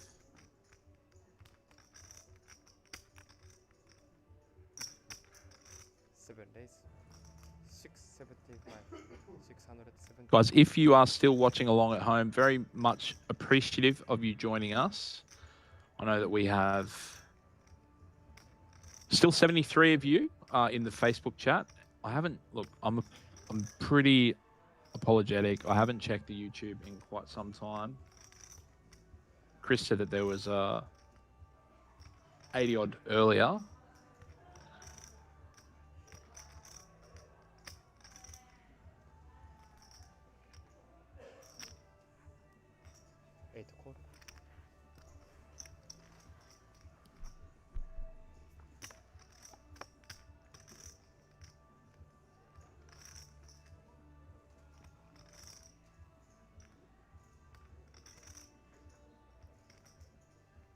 Still 54 of you joining us in the YouTube chat.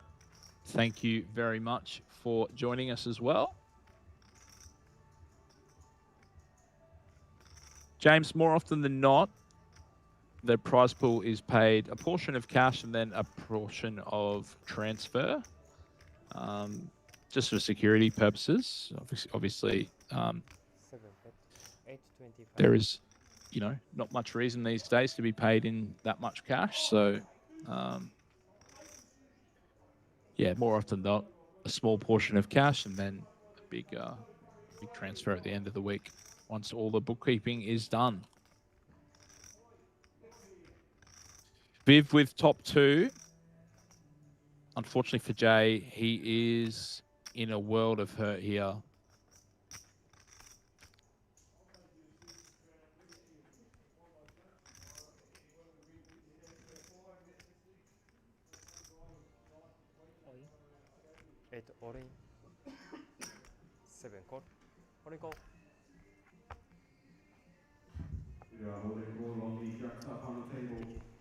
All in and call. Unfortunately for Jay, he is drawing just to a queen.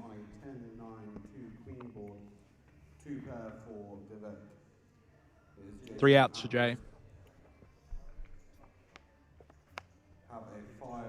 That is not one of them. We see Jason finishing in third place for $34,605. Oh man, I got him finally. And we have our heads up. 12 million for Evan, 9.6 for Vivek. Yes, okay. I asked Didi. Guys, I believe these players are going to have a short break. You guys want to take a break? I'll run the numbers for you. Thank you. These guys are going to have a short break, and they'll be back very soon. So give us 5 to 10 minutes. I think we'll stay streaming just so there's no break in the stream. But yeah, hang around and we'll finish off very shortly. Wouldn't surprise me if they are talking numbers. That gap in the prize is pretty significant. We'll be back as soon as the players return in 5 to 10 minutes. Thanks, guys.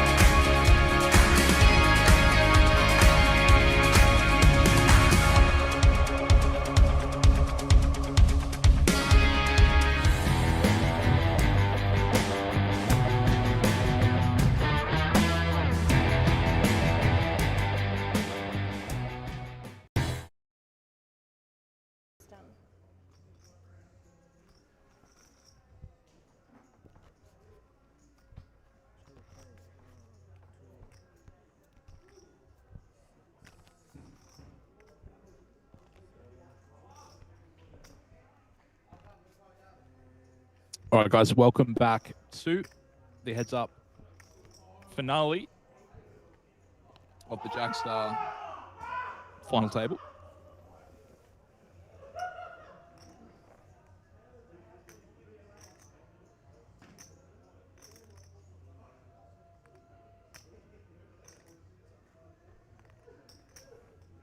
Oh yeah, sorry, I didn't put my thing down.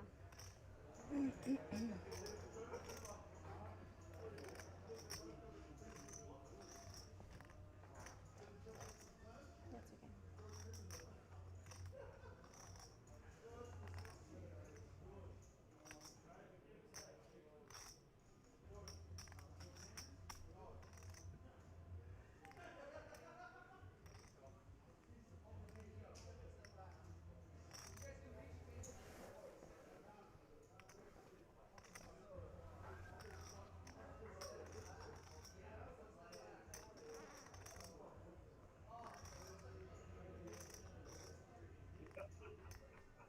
Default King Jack there?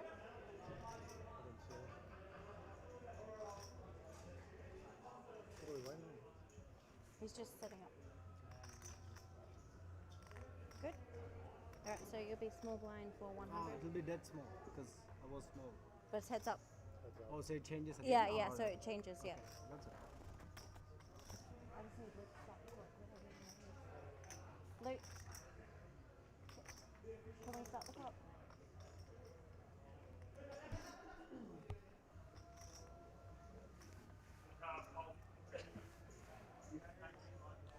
So, first act. Do I have the button or him? You've got the button. Okay. Yep. But I'm supposed to act. Pre-flop, yes, and then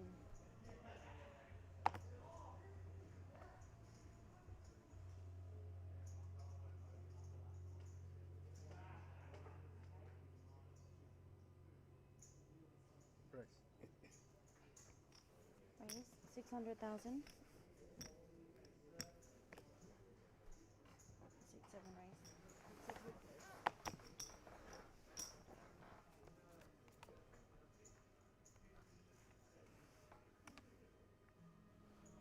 3 checks.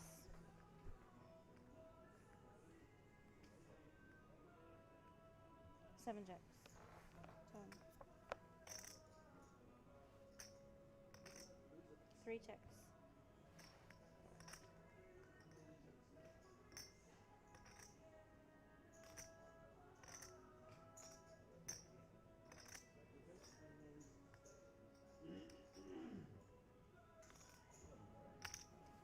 Seven bets. 850,000.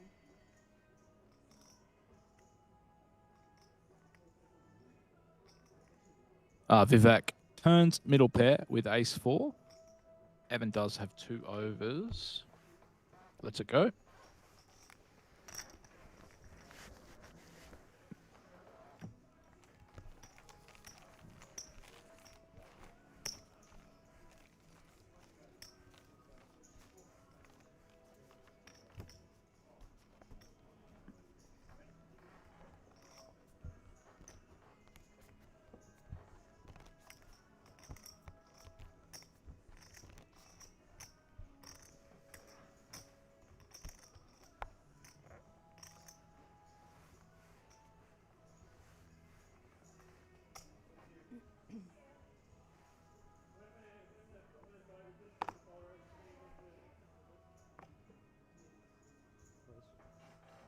C3 raise 500,000.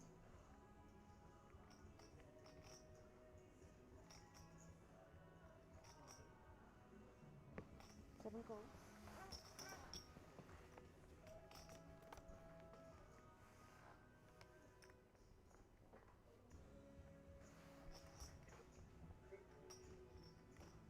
Seven checks. 3 checks.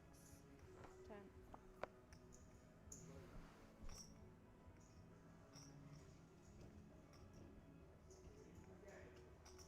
Seven checks.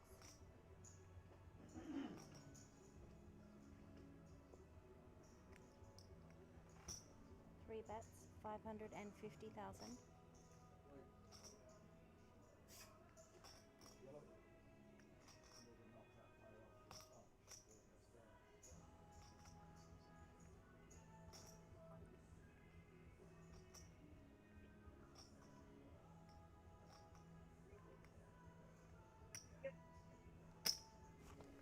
7 raise, 1.6.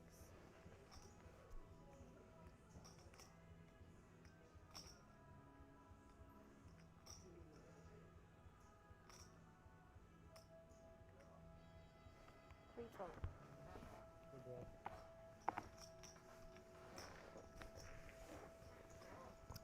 Start a bluff, you know.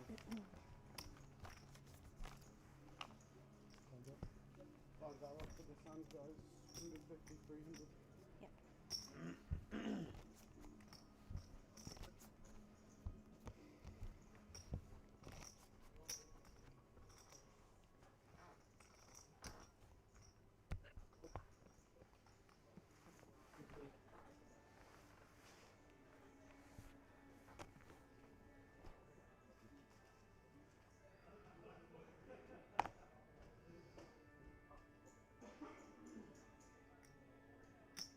7 calls, 300.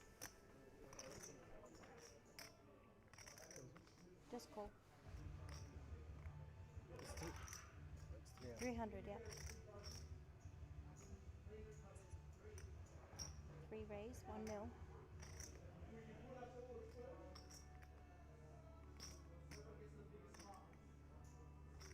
Evan squeezes the limp from Viv. 7 fold.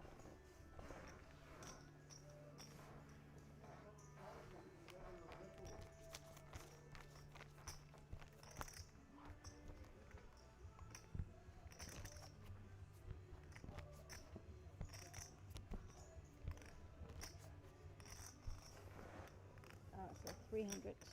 Sorry. That's okay.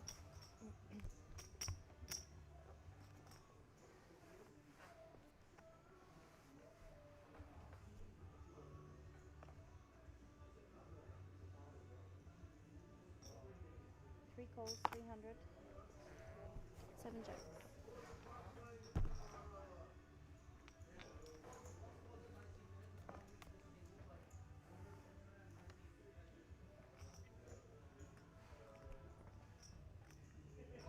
Seven jacks.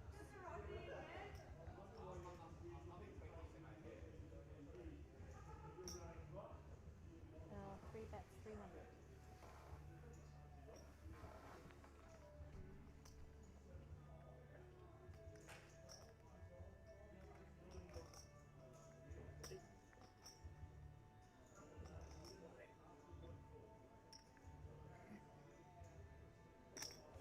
Seven raise, 850.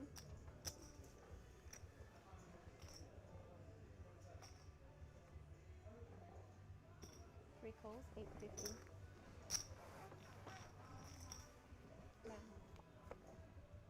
Now straight draw for Evan.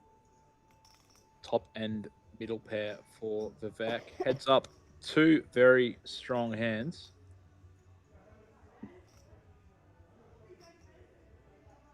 These guys have done a payout deal. Second place will receive 68,000. 7 bets, 2 mil.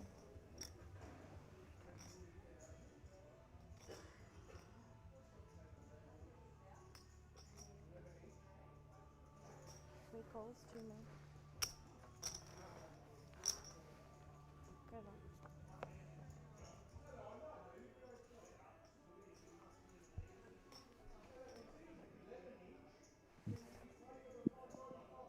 And as has been the theme of the final table, Evan does make the nut straight.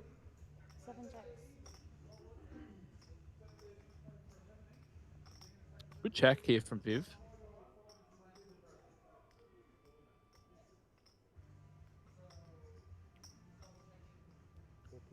Heads up, you can get a little bit trapped. 4.5 mil. Heads up, you can get a little bit trapped with your hands like this.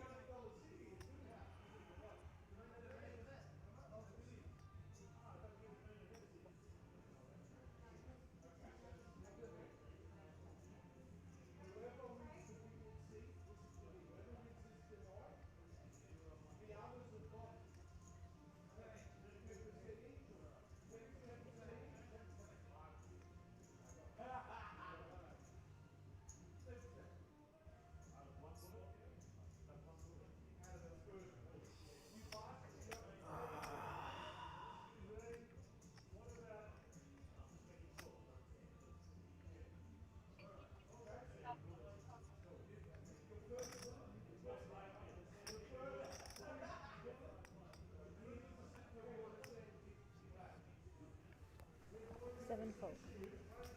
Good bluff. Guys, we just had some requests on from the stream. Hurry up!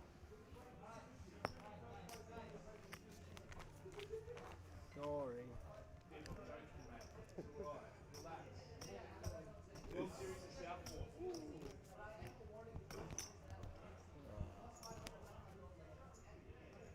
Big blind 3 fold. Let's see if we 3 can fold. censor him out.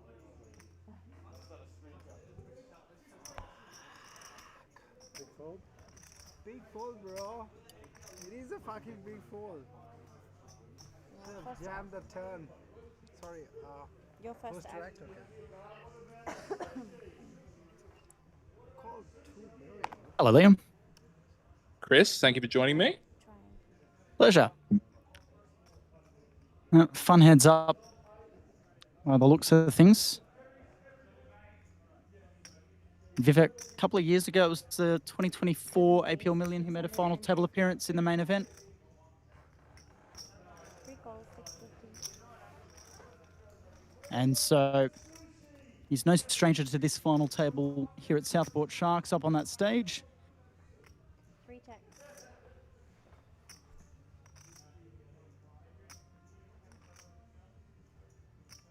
And look at that for a flop. A little bit of something for everyone here. 7 bets, 1.6.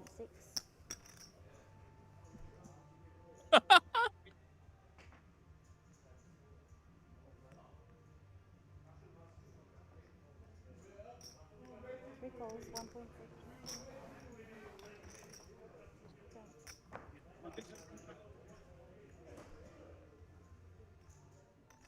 Three checks.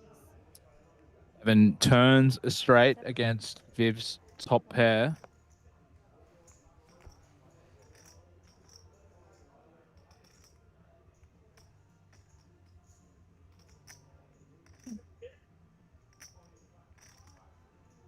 All right.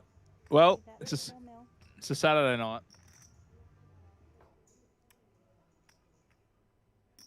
They haven't decided yet.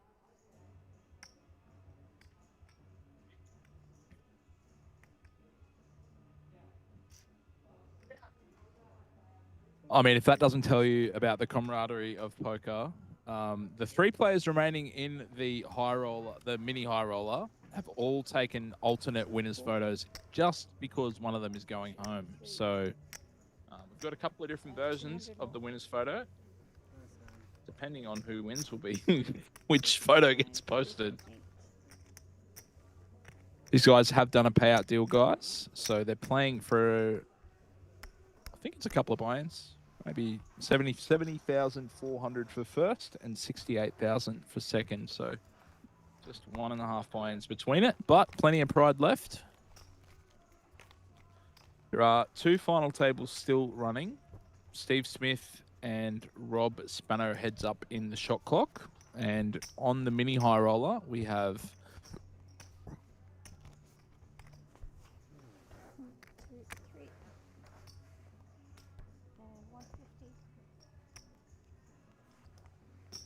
in the mini high roller final table, we have George Kabarakis. We also have Michelle Anunu heads up. And the blind 800.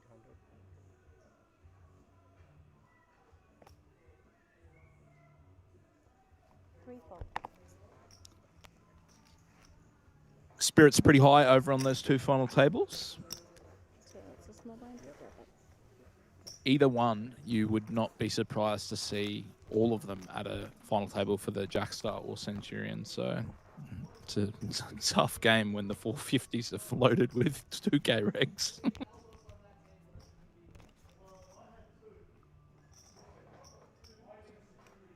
have a feeling that these guys they're probably going to get it over and done with soon. There has been a, sorry, I'm half asleep. Viv's got 4.5 big blinds, so yes, they're going to get it over and done with pretty soon. 7 high for Viv, 8 high for Evan. You know what, Chris? If the chips went in, I wouldn't be surprised. Player as well in. 7-5 suited. You'd have to do a bit of convincing to get me to fold that hand at the best of times. Very pretty hand. And we see Vivek running with it from the button. Fine. And as he said, 4.5 bigs, even with a hand like ace 8-6 rather. Sometimes for the chance to end the tournament there and then, you've done a deal. You have 68 big blinds, so if you lose this one, it's not a scratch to the stack. So Evan's going to run with it, makes the call with the 8-6 offsuit. And funnily enough, he's ahead. Jeez, wouldn't this be a funny winning hand? Get some confused looks. 8 high, gonna do it. 8 high will do it. And we, ladies and gentlemen, we have a champion for the first edition of the Jackstar Super High Roller on the APL Poker Tour for 2026. And it is Evan Maijo, the champion. Comes off the back of 4 wins at last year's Empire Series. He had a win in Townsville at the APL Ville 600 Series last year. Also won at Kedron Wavell at Aplpt in Brisbane. He has wins galore and a trophy cabinet that continues to fill up. But a quick look at his Hendon mob will tell you that this, by far, is his best live cash at a poker tournament. He's done it, ladies and gentlemen. And congratulations once again to our runner-up, Vivek Reddy Banala. The two gentlemen agreeing to a deal, both securing 68,000 and 70,000 respectively. But again, Evan takes the title. He is the first Jackstar champion of 2026. Thanks for tuning in. I'm just a placeholder at the moment. It's all been Liam. Guys, I'm going to go and take some photos. Actually, I'm coming back tomorrow. I'm going to go and take some photos. No, but in all seriousness, thank you, Chris, for joining me this evening. It is always more fun when you have a friend in the booth with you. We're going to wrap it up. It is 2:20 on site. It's always a pleasure. No, but if we keep talking, it actually means that Brendan can't end the stream yet. So... Good night, everyone. I have been Liam Murray. This is Chris Waddy, and a special thanks to Johan Lees, who joined us for most of the night. Always super fun to have Johan. We'll see you back tomorrow for day 2 of the main event. The biggest thank you has to go to you, the viewer, for tuning in. And thanks, guys. Catch you next time. Bye.